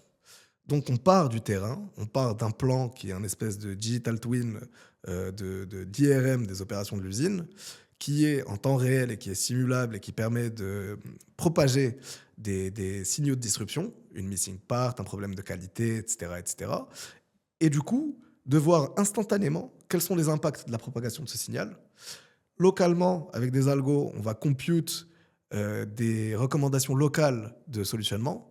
Il y a une pièce qui manque, est-ce que tu en as en inspection qualité? Est-ce qu'il y a du stock qui est disponible dans une autre usine qu'on peut rapatrier? Est-ce que si on est en MRO, par exemple, en répa, il y a du stock qui... MRO, donc c'est réparation, schématiquement, c'est ça? Yes, exactement. Okay. Maintenance, repair, overhaul. C'est quand ton avion, il a besoin de... Il y a un moteur qui a un petit problème, on le pose dans un hangar, on fait des checks sur l'ensemble de l'avion, on envoie le moteur à réparer, le train d'atterrissage, etc., etc. Et donc, on va donner des recommandations locales. Et surtout, on va permettre à toutes les personnes de travailler au sein de la plateforme. Ça, c'est le premier C'est qui avantage toutes les personnes? de l'usine. Ton supply Ok. chain manager, tu n'as plus un outil par type de persona. Tout le monde travaille Ils au vont sein de tous la être même dessus. plateforme. Tout le monde est sur Pellico, ouvre le truc, a des recommandations par rapport à son business et son angle de vue de l'usine, mais ça reconnecte à quel est l'impact sur l'ensemble de l'usine. Et donc là, si toi tu me dis côté prod, non mais moi j'ai besoin de ça pour ce problème, moi je suis côté supply ou côté quality, je te dis non mais moi je vois le problème différemment. En fait, Pellico nous permet de comprendre tout de suite, selon les décisions qu'on peut prendre, quel est l'impact sur le taux de service, le revenu, l'inventaire. Et donc ça nous aide, d'abord déjà, ça bridge le gap entre les infos transactionnelles qui sont dans le RP par exemple, et les infos contextuelles qui étaient dans les Excel, les meetings, les calls, qui mettent des semaines à recollecter. Là, c'est instantanément disponible dans la plateforme sur un problème donné. Et ça nous permet, quand on simule des plans, de voir qu'est-ce que ça impacte. Et du coup, d'être d'accord beaucoup plus facilement sur qu'est-ce qu'il faut Ouais, il implémenter. y a une base commune de connaissances entre tous ces gens-là. Exactement. J'ai vraiment envie qu'on comprenne bien comment le produit fonctionne, mais au tout début, lorsque tu en parles avec Tarek, donc il te parle de cette problématique-là. Toi, ça te parle par rapport à ton expérience et au sujet qui t'intéresse. Lorsque vous décidez de vous lancer, c'est quoi le premier produit? C'est-à-dire, vous avez déjà une intuition de produit ou vous partez avec un problème et vous parlez à ces gens-là et vous arrivez justement à ce que tu viens de m'expliquer, à la vraie problématique? Alors, pour rendre à César ce qui est à César, je pense que Tarek avait une très bonne intuition du marché. On n'avait pas de produit. On avait un embryon de data model des opérations de l'usine. Et donc c'est là où je reviens à cette histoire de on est parti des opérations. On n'a pas un modèle qui est au niveau stratégique qui se décline aux opérations. On part d'un modèle qui représente l'usine, qu'on reconnecte en bottom-up avec les plans plus stratégiques. Mais nous, les gens qu'on sert, ce sont les gens des opérations. Supply chain, production control, production management, repair, etc. etc. Et si tu veux la petite histoire de Pellico, les 4 premiers mois de notre partenariat, ça a été, on a fait 120 ou 150 interviews de directeurs industriels en France, au Maroc, aux US, où on est arrivé sur les 50 premiers avec une feuille blanche, on est arrivé sur les 40 suivants avec une presse qui commençait à avoir consolidé les insights et les hypothèses qu'on avait eues, et les 30 suivants avec des prototypes qu'on développait Ok. et qui nous permettaient de rendre plus tangible aux clients potentiels, à nos prospects à l'époque, de qu'est-ce que ce serait Pellico. Et en novembre, donc après avoir commencé en juillet, en novembre, on a eu notre premier contrat avec un grand fabricant du domaine de l'aérospace en région parisienne. Et on a pu commencer avec eux. Donc en 4 mois, vous avez votre premier client. Donc en 4 mois, vous faites 150 rendez-vous? De juillet à novembre. 150 rendez-vous en 4 mois? Ouais. C'est énorme. C'est pas mal. C'est pas mal. On était sur une... C'est sportif. Ouais, on était sportif. Ça, il n'y a pas de doute. 150 rendez-vous. Ah ouais, quand même. Ça, c'est intéressant, parce que ça montre l'intensité un peu du début. Ok. Et comment vous réussissez à convaincre le premier client? C'est quoi vous lui vendez un produit spécifique ou c'est plus un format design partner où vous allez commencer à travailler avec eux, voir les problématiques, construire un truc ensemble? Alors, un peu entre les deux. C'est-à-dire que, notamment au début, tu vas aller leverager toutes les possibilités de réseaux et de partenaires différents pour pouvoir commencer à percer le marché. L'idée étant que, notamment avec cette taille de client, si tu as un Safran qui te dit tu as un super produit, ou un Airbus ou machin, tout de suite, ça te sert de carte de visite pour les autres. On est sur une logique qui est très différente du B2C, par exemple. C'est l'autre extrême. Et donc, c'est beaucoup de réseautage pour pouvoir avoir des conversations sur quels sont leurs problèmes qui méritent d'être résolus. Et là, on va aller directement en cold Donc en call. vrai, au début, tu veux juste bosser avec quelqu'un. Exactement. Quand tu te lances, t'es même pas sur un sujet de pricing, Ah non, t'es sur un sujet de si tu rentres, c'est un énorme succès. 100%. Parce que c'est fermé, c'est compliqué, la data, elle est hyper... Enfin, Ouais, ouais. juste le fait de comprendre comment ça fonctionne, ça vaut de l'or, quoi. Exactement. Ok. Et la d'avoir des brand gens vaut qui de l'or. acceptent. Ok. Et Tout à pour fait. eux, ce qui vaut de l'or, c'est de te donner leur temps, quoi. Parce que Yes. ils ont plein de trucs à faire et c'est pas ouf s'ils perdent leur temps, quoi. Exact. Ok. Et donc, on commence avec ce premier groupe industriel dans l'aéro. Et là, c'est funky parce que la vie a toujours plein de surprises. Et ça, c'est une des valeurs fondamentales de Pellico, c'est la résilience. Donc, on commence, novembre, on déploie au bout de 3 mois la première version du produit avec les premiers users qui sont super contents, etc. Et là, C'est il y a qui le Covid. construit le produit? C'est toi qui construis le produit? Au début, on est 3. Donc, il y a Tarek, moi et Joe, notre CTO, qui est le Ok. troisième cofondateur. Et ouais, on est tous Toi les et Joe, jours, vous êtes technique.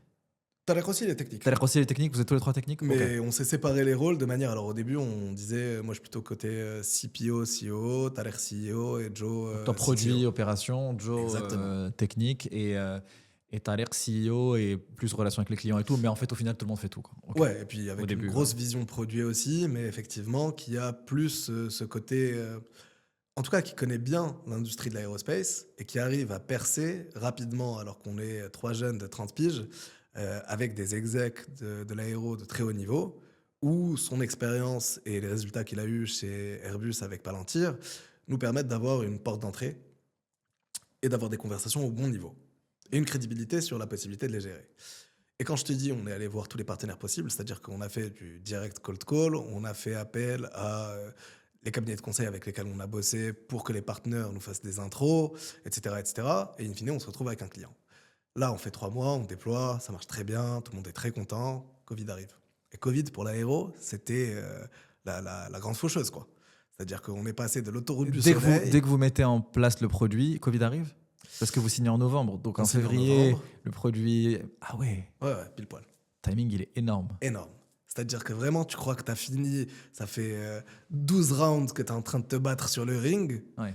et là, tu as ta première victoire, Là, et tu as t'as envie d'aller au Anthony vestiaire. Joshua qui rentre. Exactement.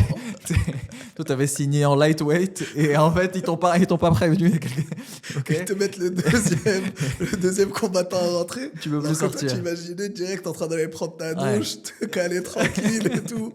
Et non, il a fallu enchaîner. Et donc là, ça a été comment est-ce qu'on se sert de l'obstacle comme d'une opportunité. Et série de retournements de situation qui sont incroyables. Je sais pas si on a le temps de passer par On a tout le temps. toutes les étapes. Alors, merci Mohamed. Vraiment, là, tout le but, c'est de parler de tous les sujets. Ben, grosso modo, à ce moment-là, on se dit, OK, on pensait qu'on saisissait notre premier workflow avec un client hyper crédible, qu'on allait pouvoir scaler en termes de GTM, de go-to-market pendant toute l'année. Vous voyez déjà en mode, ok, ça fonctionne, allez, on va attaquer les autres. 100%, on va Ok. recruter des sales, des opérationnels, du marketing, on scale le truc à fond, etc. Vous avez déjà levé quelques... Rien du tout. Rien du tout là, à ce moment-là? Ouais. Ok. Et au début, en fait, la question de la levée de fonds n'est pas une question élucidée. On est même plutôt sur un truc où on se dit, c'est des gros clients, c'est des gros contrats, on peut grandir de manière organique. Pas de sujet, en fait. À partir du moment où les clients commencent à payer, ben, du coup, ça peut nous permettre de nous développer progressivement, développer le produit. Et vu qu'on se met beaucoup la pression nous-mêmes, on n'a pas spécialement besoin d'avoir Le cadre, ouais. VC ok. qui va nous accélérer, Qui etc. etc. t'accélère et d'accountability, etc. Ok. Tout à fait. Donc, ce qui se passe à ce moment-là, c'est on se dit on va grandir tout seul. Sauf que là, l'étape Covid, et c'est là où on se rend compte que l'argent, c'est le nerf de la guerre et que la volatilité du marché, notamment quand on est une petite boîte, ben, tout peut partir en vrille du jour au lendemain. Et donc, ce client, on se dit, OK, on avait un use case qui marche super bien, les users sont contents. Covid arrive. Et en fait, au lieu de scaler le marché, on se dit, on va aller beaucoup plus loin dans le produit. On va les aider à overcome le Covid. Intéressant. Et là, pour eux, c'est vraiment la guerre. Hein. C'est-à-dire, il y a des feux partout, il y a des licenciements. Ça, c'était une grosse il y a- décision ou c'était le fait de se dire. Donc, vous vous focusez sur toute l'année 2020 sur Airbus? C'est pas Airbus. Non, c'est pas Airbus. Sur le client dans l'aérospace? Exactement. Ce premier client C'est dans un l'aérospace. fournisseur d'Airbus, c'est ça? C'est dans la chaîne d'approvisionnement, ouais, c'est un des fournisseurs de toute façon, tout le monde est fournisseur de Airbus, Boeing Ok. et Embraer. Donc, De MRO, c'est un MRO. alors, on travaillait avec les deux aspects, le côté OEM sur la fabrication neuve et le côté MRO. En fait, c'est là. Ok. Ouais. Pardon, je suis rentré dans un autre truc, mais le fait de décider de se focus sur ce client-là, Ouais. c'était une décision qui était compliquée? Vous passez l'année avec lui, en gros. Bah, en fait, déjà, on a passé 4 mois. Donc, et quand je te dis 4 mois, c'est Jonathan et moi, par exemple. On était dans, bon, j'ai plus la voiture, mais dans ma vieille caisse qui était une Alfa Romeo. Tous les jours, on se tapait la route sur le périph' pour aller en région parisienne, voir les mecs de l'usine, passer les journées avec eux, bouffer avec eux, manger un McDo sur le retour, taper les 3 heures d'embouteillage, revenir à Paris, coder toute la nuit, repartir le lendemain. Au bout de 4 mois, tu noues des relations avec les gars, tu connais l'usine, tu vois qu'ils sont dans la merde. Déjà, humainement, t'as envie, t'es dans la même team qu'eux. Donc, t'as envie de les aider à passer à la prochaine étape. Donc, ça nourrit naturellement et intrinsèquement le fait de vouloir rester et développer plus. Après, il y a la vision marché aussi, où il y a un énorme problème. C'est-à-dire que l'hypothèse de départ et le problème qu'on veut résoudre, c'est se dire, il y a une fragmentation, il y a de la volatilité, les opérations industrielles ne sont pas servies, nous, on vient pour résoudre ce problème. Le Covid, in fine, quand tu réfléchis en C'est termes juste de ça modèle, à l'extrême. exactement. Ok, donc vous n'avez pas changé de thèse à ce moment-là. Vous étiez Non. déjà sur ce problème-là, mais ça a accéléré le problème. Donc vous avez dit c'est une occasion de construire pour eux de. Plus loin. Ok. Et c'est ce qu'on a fait. Et par contre, je pense que ça a commencé à nous faire changer d'avis un petit peu sur la question du financement. Il y a eu 2 choses. Il y a un des vecteurs on va dire, de vie de Pellico, c'est la notion d'écosystème de partenariat. Cette notion on est dans un monde, la supply chain et l'industrie, c'est de l'interdépendance. Tu as plein de fournisseurs, ou en MRO par exemple, tu as des compétiteurs qui sont en fait des coopétiteurs. Parce qu'à la fin, le but, c'est bien sûr pour l'entreprise de gagner des parts de marché. Mais tu sais, la spécificité de ce genre d'industrie, c'est que, in fine, tu vas dans un salon d'aéro, tout le monde pense au fait que les avions volent. Et on est hyper fier. Et donc, même s'il y a de la compétition, même si machin, c'est aussi des pairs scientifiques. Et donc, ils sont très heureux de faire évoluer l'industrie dans son ensemble pour qu'il y ait de plus en plus d'avions, de sécurité, de performance, que les billets soient moins chers. L'impact du Covid, ça impacte la chaîne industrielle, mais ça impacte les routes qui sont coupées, le fait que les billets ont triplé de prix, etc., etc. Et donc, c'est ça aussi le problème à résoudre. Donc, cette notion de partenariat et d'écosystème, elle est très présente. Donc, les premiers investisseurs qu'on rentre, c'est des business angels, et on veut avoir un triptyque entre des gens qui viennent de la tech, des gens qui viennent de l'entrepreneuriat et des gens qui viennent de l'industrie. Donc on des fait opérateurs hyper expérimentés sur des sujets pour vous aider. Tout à fait. Des entrepreneurs tech qui vont vous aider à passer les étapes. Ouais. Et des gens dans l'industrie. Ouais. Ok, donc des C-level dans Des l'industrie. C-level de l'industrie, des gens qui ont des carrières et une expérience de grands groupes industriels, de supply chain industrielle, etc., etc. Et là, vous faites rentrer combien de personnes? Quinzaine. Quinzaine. Et vous levez combien? Quinzaine, c'était un safe, donc pas énormément d'argent, et c'était safe, donc c'est des BSAR, c'est pour rentrer sur le prochain tour. Et c'est quelques centaines de milliers d'euros? Grosso modo. Ok. Et c'était pas pour la thune. C'est-à-dire que c'était pas un besoin de trésorerie, c'était plus encore avec cette logique de construire l'écosystème qui nous permet d'avoir les bonnes réflexions, de se poser les questions sur les bons problèmes et de framer la croissance et le qui d'énergie au bon endroit. Il y avait 0 fonds. Il y avait 0 fonds. Ok. Ouais, tout à fait. Et par contre, on commence à se dire avec le Covid, machin, in fine, vu le chaos dans lequel on vit, si tu as 2-3 millions sur le compte en banque, tu as quand même plus de marge de manœuvre pour pouvoir venir. Donc on a failli mourir avec le Covid. En fait, ça nous a doublé le truc parce qu'on est resté chez le client en question, on a développé plein d'autres use cases. Il y a un moment où tu pensais que vraiment la boîte pouvait mourir? Ah ouais. Pourquoi? Parce que tu te dis, je suis sur un marché, ils sont en train de gérer un problème hyper important, ils n'ont pas le temps de mettre en place de nouvelles solutions, on va juste pas avoir de clients, on va mourir? C'est ça le scénario? Ouais, mais même plus simple que ça. C'est-à-dire que tu as le premier client qui a été dur à obtenir. On parle encore une fois de super grands groupes. Et vu qu'il y a le Covid, il peut partir, quoi, le premier client. Ouais. Non, mais surtout, c'était pas il peut, il va a priori. Ouais.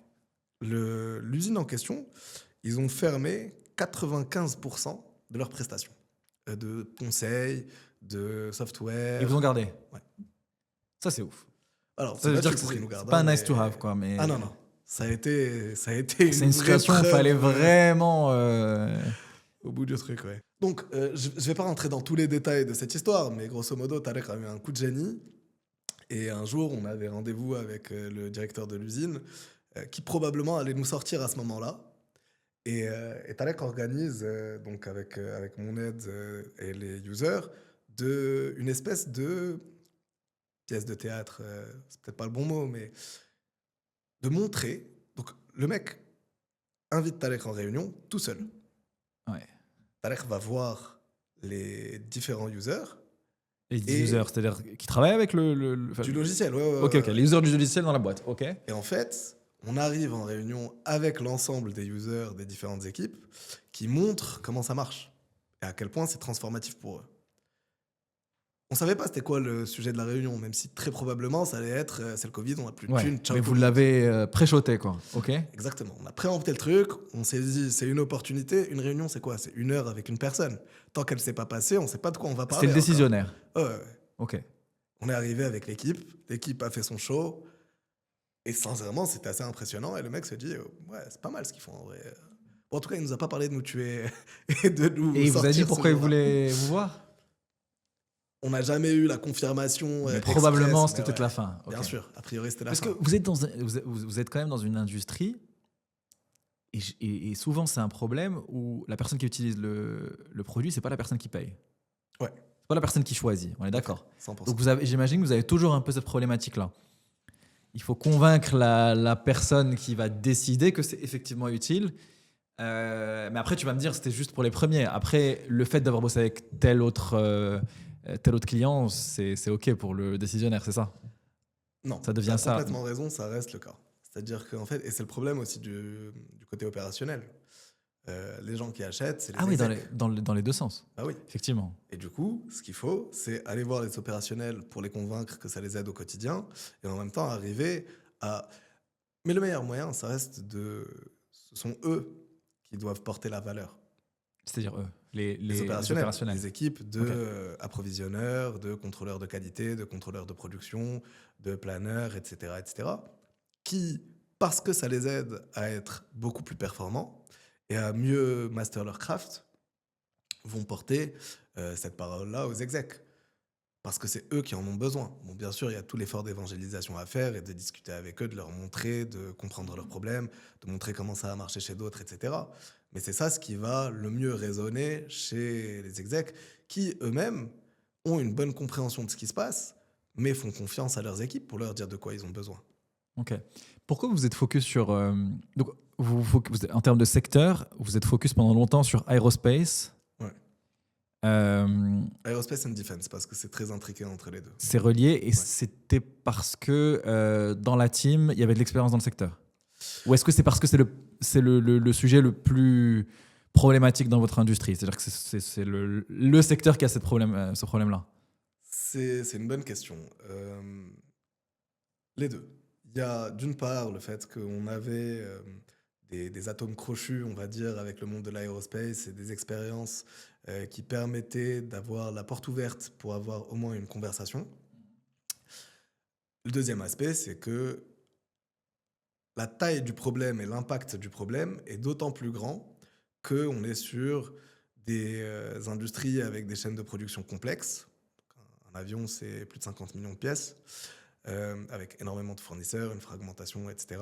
On est sur du low to mid frequency en termes de fréquence de production, et high mix produit low volume. Pourquoi? Parce que ça veut dire qu'une pièce, encore une fois, l'exemple de fournisseurs de rang 4, dont une pièce qui coûte peut-être 5000 balles, bloque toute la chaîne de production, parce qu'un avion qui est bloqué et qui a L'automobile, c'est pareil ou pas vraiment?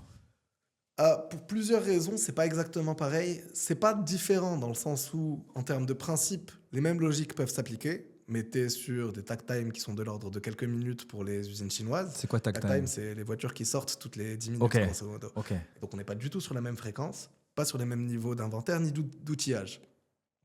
L'industrie automobile, ça fait très longtemps qu'elle s'outille. Toyota, par exemple, sur la supply chain, c'est un peu les leaders de l'innovation parce que depuis des dizaines d'années, en fait, ils travaillent sur ces trucs-là. L'aérospace, comme la défense, quelque part, même si ce qui en sort de la chaîne industrielle, c'est des équipements qui sont extrêmement impressionnants, c'est plus artisanal. D'accord. Kind of. Il y a plus un craft d'artisan, bizarrement. Et vous êtes allé sur d'autres secteurs après. J'ai vu le luxe aussi. Alors, oui, le luxe en fait partie. Et la les mobilité, industries- j'ai vu. Ça, c'est des industries qui sont proches. En termes de problématiques, un train, si tu prends Alstom, et un avion chez Airbus, même même ordre de grandeur, de taille de nomenclature, de complexité de fabrication, de nombre de stakeholders qui sont dans la chaîne industrielle, etc. etc. Maintenant, euh, ce qu'on veut faire chez Pellico, à terme, si on se projette dans 10-15 ans, c'est de dire on a rendu la supply chain un peu en autopilot, tout en permettant de power cette coopétition dans les réseaux qui structurent la chaîne industrielle. Donc, par exemple, avoir une meilleure communication et transparence entre les fournisseurs et les clients, fournisseurs-clients, qui font toute la chaîne industrielle, qui permet très tôt de se rendre compte des problèmes qui vont arriver pour pouvoir les pallier plus en anticipant, en fin de chaîne. Je ne dis pas que c'est pour aujourd'hui. Parce qu'il y a Donc, dans la vision, tu veux être, parce qu'on parlait tout à l'heure du fait sur le shop que tout le monde l'utilise, mais tu aimerais bien que dans la chaîne de valeur, tout le monde l'utilise. Ouais, bien sûr. Et ça te permettrait un jour d'être complètement embedded dans la chaîne de valeur et que tout le monde l'utilise et que ce soit une manière de communiquer, quoi. Exactement. Que ce soit une source of truth dans l'industrie, pas dans l'entreprise. Tout à fait. Et donc, toujours sur la vision de Pellico, les sujets sur lesquels on veut travailler, et c'est pour ça aussi qu'il y a beaucoup de talents qui nous rejoignent, c'est les sujets structurants pour la société, le monde de demain, à savoir la connectedness avec l'aviation civile, le rail, la défense, étant donné les sujets de souveraineté aujourd'hui qui se passent, et la capacité de produire et d'être suffisamment backé pour pallier au chaos qui peut arriver. Tu as vu une vraie, sur les 6 ans sur Pellico, ou 7 ans, tu as vu une vraie évolution sur le sujet de la défense ? Ouais. Je pense que déjà en s'attaquant à l'aérospace comme problématique, forcément il y a de la défense dedans, parce qu'il y a cette intrication des industries, mais le sujet industriel de la défense, il devient primordial. Aujourd'hui, on le voit bien dans les news, il suffit d'allumer la télé, c'est la capacité à produire pour se défendre, c'est devenu un enjeu, pas seulement de sécurité nationale, mais de survie pour la plupart des États. Donc il faut produire localement. C'est ça le vrai shift, c'est que de plus en plus de gens veulent produire localement. Pouvoir produire C'est quand même des industries où tout ça prend du temps, tu vois, entre le fait de dire il faut de la souveraineté et le fait qu'effectivement ça soit produit localement, il y a 10-15 ans, quoi. Complètement, et je pense que produire localement, c'est un enjeu, mais tu as aussi l'enjeu de juste pouvoir réadapter comment est-ce que tu gères ta production, tes appros et la chaîne de tes opérations au global en fonction de l'évolution des contraintes. Ouais, d'accord. Ce dont on se rend compte aujourd'hui, c'est que l'évolution des contraintes, elle n'a jamais été aussi rapide. Je te prends un exemple qui est incroyable, c'est celui des tarifs de Trump. Ouais. Le fait que lundi 1er du mois, mercredi 15 et à la fin du mois, les tarifs aient changé 3 fois. Et donc, toi, industriel, ton intérêt de passer par fournisseur 1 ou fournisseur 2, il change c'est complètement. Plus le même. Ça change tout dans ta chaîne donc de prod. Les grandes et belles idées, c'est effectivement qu'il faut produire localement, la souveraineté, etc. Mais au quotidien aujourd'hui, il faut juste avoir des options, quoi. Exactement. Et être capable de replanifier. Parce qu'avoir des options, c'est bien. Mais si les options, tu vas recalculer l'ensemble de ta chaîne industrielle sur 5 business units et 30 sites sur des Excel, avec 50 Excel qui se battent les uns avec les autres en duel, ça marche plus pas. compliqué que d'avoir une espèce de centre d'orchestration de tes opérations qui te permet d'avoir une vue holistique et de planifier de manière optimale. Ok. Et ce qui est hyper intéressant, c'est que on n'a pas parlé de la taille de la boîte, mais vous êtes peut-être entre 150 et 200, vous avez levé 80 millions, vous avez levé 80 millions d'euros, donc c'est vraiment une très très très belle start-up. Et je pense que c'est une boîte que les gens ne connaissent pas, ou moins parce que c'est un sujet qui est industriel et c'est pas les sujets que les gens connaissent le plus. Pourtant, c'est une des plus belles boîtes, pour moi actuellement. Donc les gens ne se rendent pas compte, mais la beauté du modèle, c'est qu'en fait, tu as une stickiness qui est énorme. C'est-à-dire qu'une fois que tu rentres, très difficile de ne plus travailler avec Pellico, je pense. Tu vois, c'est ça la beauté du modèle. Et je suis curieux sur le business model. Donc, vous avez des très gros clients. Je pense que ça prend du temps d'implémenter la solution. Donc, comment ça se passe ? Est-ce que il paye un premier fee pour intégrer Pelico, il paye quelque chose pour l'implémentation, il paye quelque chose ensuite. Est-ce que c'est au nombre de personnes qui utilisent le logiciel, c'est au volume de data traité, enfin, comment ça fonctionne? En fait, l'intérêt et l'enjeu, c'est d'être capable, et ça rebondit un peu sur ta première question du premier client, est-ce que le pricing c'était un enjeu, etc. Non. En fait, l'enjeu, c'est la valeur. Aujourd'hui, il y a énormément de valeur qui est détruite ou pas gagnée parce qu'il y a des prises de décision qui sont sous-optimales à tous les niveaux de la chaîne. L'enjeu de Pelico, c'est de bridge le gap de cette valeur détruite ou non créée. Et donc, toute la question qu'on va se poser avec nos partenaires industriels, c'est quelle valeur on est capable de créer. Okay. Plus que de C'est la bonne manière de framer le prix. C'est la bonne manière de framer le prix. Après, bien sûr, tu as toute la réalité opérationnelle, tactique. Non, mais tu as raison, parce qu'effectivement, c'est ce dont tu parlais sur la disruption. Enfin, j'ai cru comprendre que c'était plusieurs milliards de pertes potentielles. Ouais. Donc, je le dis ça en rigolant, mais effectivement, la vraie valeur, c'est ça, et effectivement. Et une fois que tu poses le pricing et la discussion sur la création de valeur, c'est plus toute la question de combien est-ce que Pelico va être payé, elle se pose plus selon les mêmes termes. Ouais.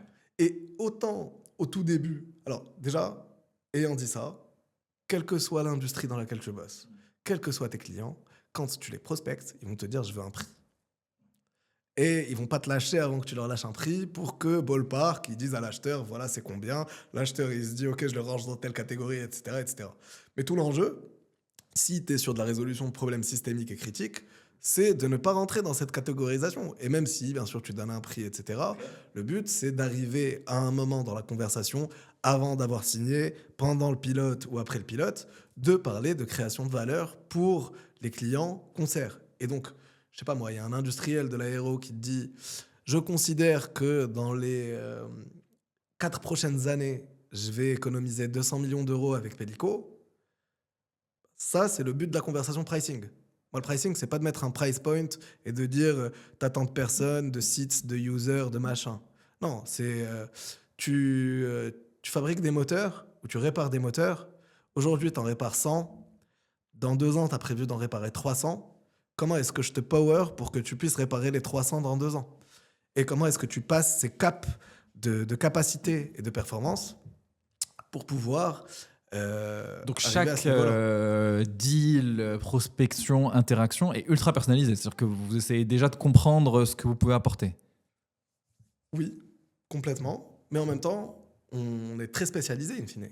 En fait, les grandes catégories de problèmes qu'on traite, c'est sécurisation de ramp-up de prod, de ramp-down, d'optimisation des cycles logistiques de réparation, d'optimisation de l'inventaire, ou de clear to build, des distributions, des parts. Par exemple, tu as un network de pièces pour tes jets privés qui, quand ils tombent en panne à l'aéroport de Kuala Lumpur, tu dois être capable de distribuer la bonne part pour faire la bonne répa le plus rapidement possible. Okay. Et quand tu as une flotte de 20 000 avions qui tournent, il y a des questions de cannibalisation, d'optimisation, d'arbitrage, etc. qui se posent. Et donc ça va venir... C'est ça les types de problèmes que... Ouais, donc au final, c'est assez personnalisé, effectivement. Donc tu es capable de rentrer directement dans le truc. Et ok, et donc ton but, c'est de montrer l'impact, mais c'est-à-dire comment ça fonctionne une fois que vous vous mettez d'accord, est-ce que le but, justement, c'est de commencer et ensuite, même pour vous, ramp up dans la boîte et qu'elle soit de plus en plus utilisée? Comment vous opérationnalisez le... Ok. Donc, toujours avec cette question de création de valeur. Nous, on va se poser la question de client dans telle industrie, c'est quoi ses problématiques aujourd'hui, potentiellement c'est quoi ses problématiques demain, et d'avoir je digresse, un des operating principles, c'est think big, act small. Donc en fait, même dans l'appréhension d'une industrie, d'un client, on va réfléchir stratégiquement pour ce client, où il se place, c'est quoi ses enjeux, aujourd'hui, demain, après-demain. Et après, act small. Alors, c'est pas small, mais on va aller hyper granulaire sur telle usine, telle équipe. C'est quoi ces problèmes au quotidien de sur tel Excel, ils n'arrivent pas à faire telle action et c'est ça qui les bloque. Et en fait, essayer de connect the dots entre toujours les deux. Entre le précis et la strat. Tout à fait. Et du coup, vous avez des très gros clients. Bon, tu m'as pas répondu sur le prix, mais je pense que c'est des contrats. Enfin, l'ordre de grandeur, c'est des millions d'euros, j'imagine. Ça peut. À peu près. Mais si tu regardes les clients potentiels, donc vous êtes focus jusqu'à aujourd'hui en Europe. Là, vous allez aussi aux États-Unis. J'aimerais bien que tu m'expliques justement pourquoi et même la différence. Est-ce que c'est les mêmes problèmes aux États-Unis et en Europe? Est-ce qu'en Europe, finalement, il y a combien de clients potentiels qui pourraient bosser avec vous? Est-ce que c'est seulement des grosses boîtes ou est-ce que vous allez de plus en plus voir des plus petites boîtes et finalement, il y en a plein? Et pourquoi aller aux US? Super question. Pourquoi aller aux US? Je vais commencer par là. Pourquoi aller aux US? Parce que les US, c'est le plus gros marché industriel occidental. Ok. Actuellement. C'est plus gros que toute l'Europe? Ça dépend des industries. Ok, mais c'est beaucoup plus gros que la France ou l'Allemagne? Ouais. D'accord, significativement. Significativement. En plus du fait qu'en tant que logiciel tech, on va dire qu'on a un poids de traction aussi aux US en termes de nouvelles technologies, etc. etc. L'intégration de l'AI, je veux dire, à part si on va en Chine, mais pour une boîte française, aller en Chine, c'est pas toujours facile. L'autre pôle d'innovation autour de ces nouvelles technologies, il est aux US aujourd'hui. Anthropic, OpenAI, etc. etc. Aussi, on a commencé par partir aux US pour accompagner nos clients européens. L'industrie manufacturière de l'aérospace, par exemple, elle est mondiale. Tu as des groupes qui sont à la fois en Europe, en Asie, aux US, etc. Et c'est la meilleure manière pour vous, j'imagine, de commencer à voir le marché, comment ça fonctionne, etc. Vous allez travailler avec vos clients aux US. Exactement, et j'ai le risque de se déplacer parce que les 3/4 des startups européennes qui partent aux US. Justement, j'allais te demander, surtout sur votre secteur, c'est tellement compliqué de se dire, OK, on va aller aux US, mais concrètement, c'est tellement différent. Déjà, le premier client qu'on a eu en France, c'est un client américain, pour te donner un ordre d'idée. Donc, par nature, on était obligé de partir aux US, comme demain, si en MRO, par exemple, il est prévu que ce soit le premier marché mondial soit en Asie. Donc, si on continue à servir le marché de la MRO, on se déplacera aussi en Asie, at some point. Mais on le fait de manière stratégique et tactique. Stratégique, c'est toujours ce mindset de comment est-ce qu'on peut le mieux servir l'industrie. Et tactique, c'est comment est-ce qu'on bridge le risque au maximum, comment est-ce qu'on hedge le risque au maximum en le faisant de manière intelligente et progressive, avec des investissements qui sont réfléchis, éprouvés, on sait déjà qu'il va y avoir du ROI, etc. etc.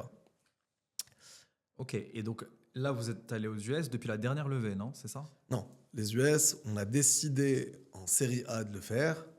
Donc c'était en 2021-2022. On a accompagné certains clients aux US à l'époque. Puis Tariq a décidé de partir il y a 2 ans à peu près. D'accord, ok. On a ouvert le bureau 6 mois avant qu'il parte. Donc là, vous avez un bureau à Paris? Ouais. Et un bureau à Miami, c'est ça? On a plusieurs bureaux dans le monde, dont Paris, Miami, Amsterdam, Londres, Francfort. Et puis après, il y a des petits pôles, on va dire. Tu vois, on a quelques personnes à Toulouse pour ouvrir le bassin de Toulouse sur l'aérospace. Et la boîte est remote ou pas? Une partie de la boîte est remote. Mais vous avez quand même des bureaux dans chacune de ces... Ah ouais. D'accord. Et surtout, les gens adorent venir au bureau. Je pense que sur certains types de postes, par exemple au produit, je ne veux pas avoir de gens qui soient en remote. Ou un maximum. Parce que la résolution de problèmes vient, la sérendipité, encore une fois. Ouais. Le fait d'être dans une salle où tu as un grand tableau blanc et tu réfléchis pendant 5 heures à c'est quoi le meilleur algorithme de sequencing, étant donné les nouvelles contraintes, de comment est-ce qu'on redesign l'UX à l'aune de l'arrivée de la Gen AI, de réfléchir les agents pour l'orchestration multi-agents sur la simulation de la production, etc., etc. Ça change tout. Rien à voir. Et pourquoi avoir choisi Miami? C'est une bonne question, ça. Parce qu'il y a tout ce truc... en fait, on a l'impression que le centre de là où il faut être, il change tout le temps, tu vois. Et quel que soit l'endroit où t'es, c'est pas le bon. Yes. Mais donc, aux US, donc bien sûr, il y a San Francisco pour la tech. Il y a de plus en plus de gens qui vont à Austin et Miami, qui ont l'air d'être quand même des nouveaux un peu hubs de la tech. Il y a 10-20 ans, il y avait Boston. Maintenant, Boston, j'ai l'impression que c'est un peu moins hype qu'avant. Pourquoi avoir choisi Miami? À part que c'est sympa. Ah non, mais en vrai, Mais en vrai, c'est important. Ça joue de ouf. En vrai, c'est important. Ça joue complètement. Il y a plein de choses. Il y a Miami, c'est pas trop loin de Paris. Enfin, aux US, c'est pas trop Ouais, loin de Paris. c'est vrai. Donc, en fait, ça facilite le fait de faire des allers-retours T'as et de moins garder une ouais. cohérence de boîte, T'as d'identité. pas 9 heures de décalage horaire. Ouais, il y a 6 heures, c'est déjà pas mal. Mm. Mais t'imagines, on serait à San Francisco. Il faut faire un tour du monde pour pouvoir aller voir les bureaux. Enfin, moi, je vais à Miami 2 fois par quarter. Tarek, qui vient 1 fois par mois. Il y a plein de gens qui font l'aller-retour. Et ça nous permet de garder une seule boîte. D'accord. Alors que si c'était à SF, ce serait plus compliqué. Donc, il y a ça. Il fait beau à Miami. C'est pas mal. Important.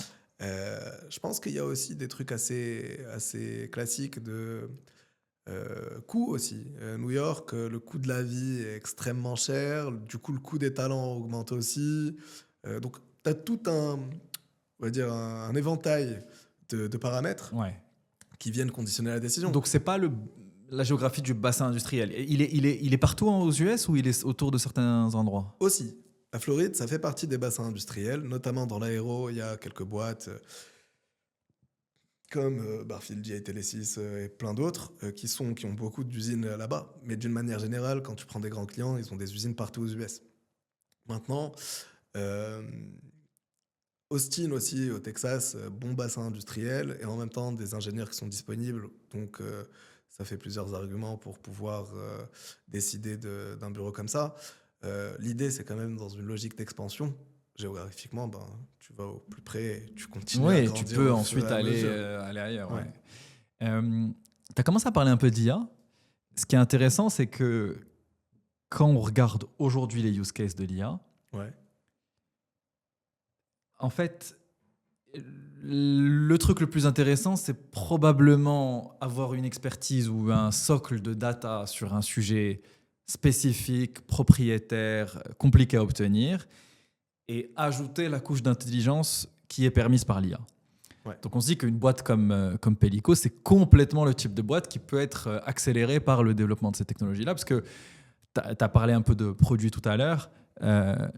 Vous avez toute cette partie-là où il faut se connecter un peu à toutes les sources de données et créer un socle de connaissances, et ensuite produire de l'insight, de l'intelligence, etc. Donc j'imagine que ces 3-4 dernières années-là, vous avez pu intégrer cette techno, et j'imagine que ça a pu permettre de faire des nouvelles choses. 100%. De toute façon, l'innovation technologique, c'est toujours un outil, un levier pour pouvoir aller plus loin et réfléchir la manière dont on résout le problème. Pour l'IA, en tout cas l'IA moderne, parce que l'IA, en vrai, ça fait 50 ans que ça existe. Et puis, toute la science de la décision, c'était aussi powered by l'intelligence artificielle.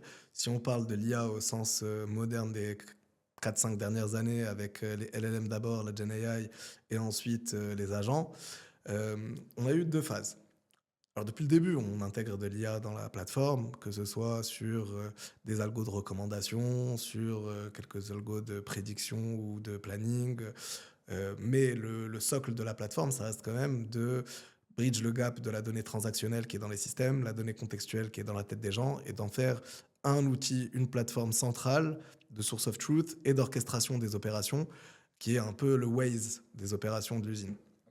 Au fur et à mesure qu'il y a des embouteillages, des disruptions, etc., comment est-ce qu'on repilote de manière optimale avec les ressources qu'on a à disponibilité pour arriver à la destination. L'arrivée de la GenAI et des LLM, c'était grosso modo, à notre sens, une transformation d'expérience utilisateur, comme le passage du web au mobile. Et donc, par exemple, si avant Pelico, l'utilisation d'un ERP et d'Excel, c'était hyper fastidieux, très harassant, ça prenait des heures au carré d'aller voir toutes les vues, extraire les transactions sur Excel, faire des macros, en sortir des trucs, communiquer, etc. Pelico arrive et te donne en 1 seconde la bonne vue qui te dit c'est quoi tes 5 pièces manquantes qui bloquent la prod, c'est quoi les actions prioritaires qui sont à prendre par telle équipe, par telle équipe, par telle équipe. Néanmoins, tu es directeur d'usine dans une usine de moteur d'avion et tu me dis si je veux prioriser le moteur A par rapport au moteur B, tout en conservant un niveau d'inventaire de plus X points et en étant sûr de ne pas faire varier ma marge de plus de 20 BP, là, la question, elle est compliquée. Il faut aller dans plein d'endroits dans Pelico. l'idée de l'arrivée des LLM, c'était de se dire, ça ne va pas remplacer le raisonnement de recherche opérationnelle. La planification sous contrainte, les algos de maths, en fait, que ce soit les opérateurs de l'usine, les orchestrateurs, les supply chain managers, etc., ils ont cette connaissance, ils savent comment faire, et le LLM, il ne va pas apprendre dans les textes dispo sur Internet comment réoptimiser de meilleure manière. En plus, en termes de reasoning, bon, ça a beaucoup progressé depuis, mais au début, c'était plus pour la sémantique que pour les mathématiques. Et donc, on se disait, ça va être plus pour orchestrer des réponses qui vont chercher des éléments existants de la plateforme pour répondre à des questions complexes. Et donc, c'est une transformation du X, más o menos, et de passage de UI à langage naturel. Okay. Arrivent les agents, là, ça rebat la donne complètement. Parce que là, tu peux embed de l'intelligence dans un agent qui va apprendre certains métiers et qui va automatiser des tâches sur lesquelles il va devenir de meilleur et meilleur. Et tu as deux types d'agents à notre sens. Tu as une partie d'agents qui sont des agents plutôt narrow agents sur des sujets précis, qui vont automatiser des tâches, genre appeler 14 fois le fournisseur pour avoir une nouvelle date d'arrivée. Et ça, le fait d'en avoir plein sur la chaîne, ça optimise la chaîne. Et tu vas avoir des agents qui vont servir plus d'intelligence, qui vont être des super assistants des métiers, et qui vont, eux, permettre de faire de la simulation multi-agent, qui permet de jouer plein de scénarios et qui permet d'avoir un chemin plus optimal de performance quand des problèmes arrivent. Donc tu peux avoir de l'agent, même sur de l'IA agentique, même sur la partie orchestration. Oui, je pense que oui. Parce que, en fait, j'ai l'impression que la vraie différence entre l'agentique et avant l'agentique, c'est qu'avant, tous tes scénarios, ils étaient tous programmés. Et maintenant, on va rentrer, comme les agents sont bons, on peut rentrer dans une ère plus statistique. Mais comme ils ont raison quasiment 100% du temps, on peut faire cette orchestration-là aussi avec des agents. Exactement. Et donc, comment vous faites pour quand même ne jamais vous tromper? J'imagine qu'il y a des agents, mais il y a plein de règles à droite, à gauche pour que ces agents-là restent dans le cadre. Bien sûr. Il y a plein de règles.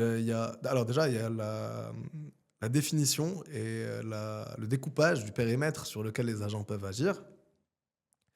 Après, tu as bien sûr énormément de QA et de testing au fur et à mesure. On ne va jamais mettre un agent en production sur un des sujets de supply chain ou de planning de prod, etc., s'il n'est pas éprouvé et qu'il n'est pas à 100% de précision, enfin, de validité des réponses.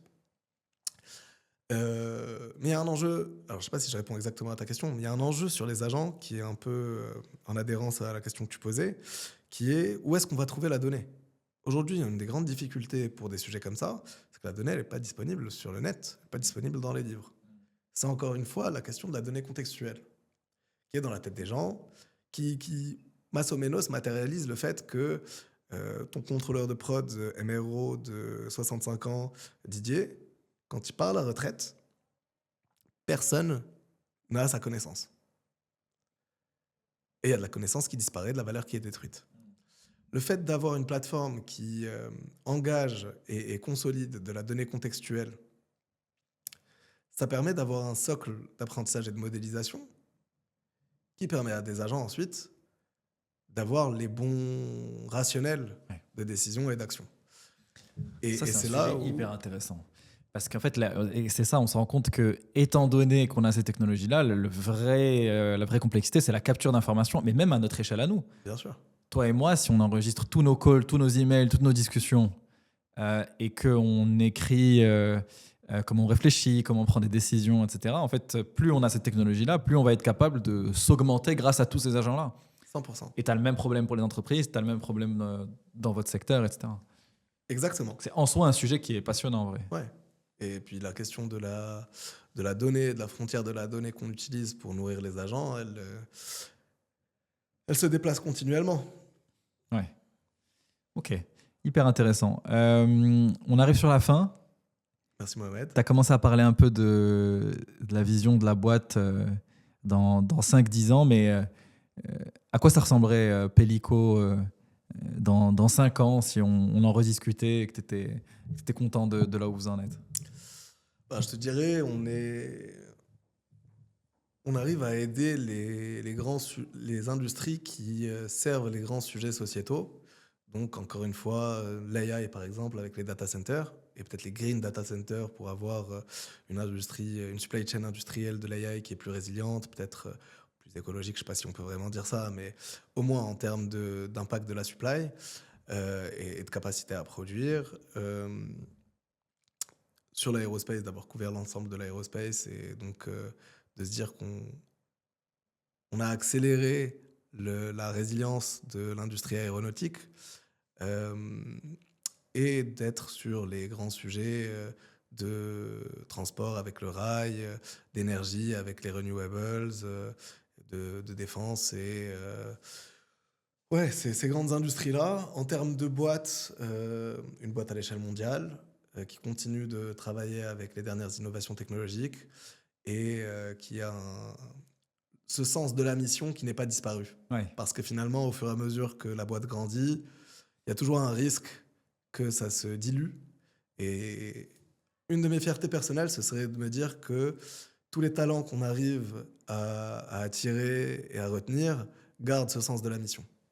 Ok, hyper intéressant. Écoute, je pense qu'on peut arrêter sur ça. C'était super intéressant. Franchement, Merci j'ai d'avoir appris reçu. plein de choses sur, en vrai, des sujets dont on parle un peu moins parce que, je sais pas, j'ai l'impression que le software un peu plus classique pour les entreprises, c'est un peu plus visible, mais pourtant, en vrai, c'est un sujet passionnant, l'industrie. Donc, merci beaucoup et c'était vraiment super intéressant. Merci à toi de m'avoir reçu, c'était super intéressant pour moi aussi. Merci beaucoup d'avoir écouté cet épisode jusqu'au bout. Si vous avez aimé cet épisode, partagez-le autour de vous, abonnez-vous à la chaîne. Et comme vous le savez, on est sur YouTube, mais aussi sur Spotify et Apple Podcasts. Donc partagez Next Wave autour de vous pour nous aider à faire connaître ces podcasts.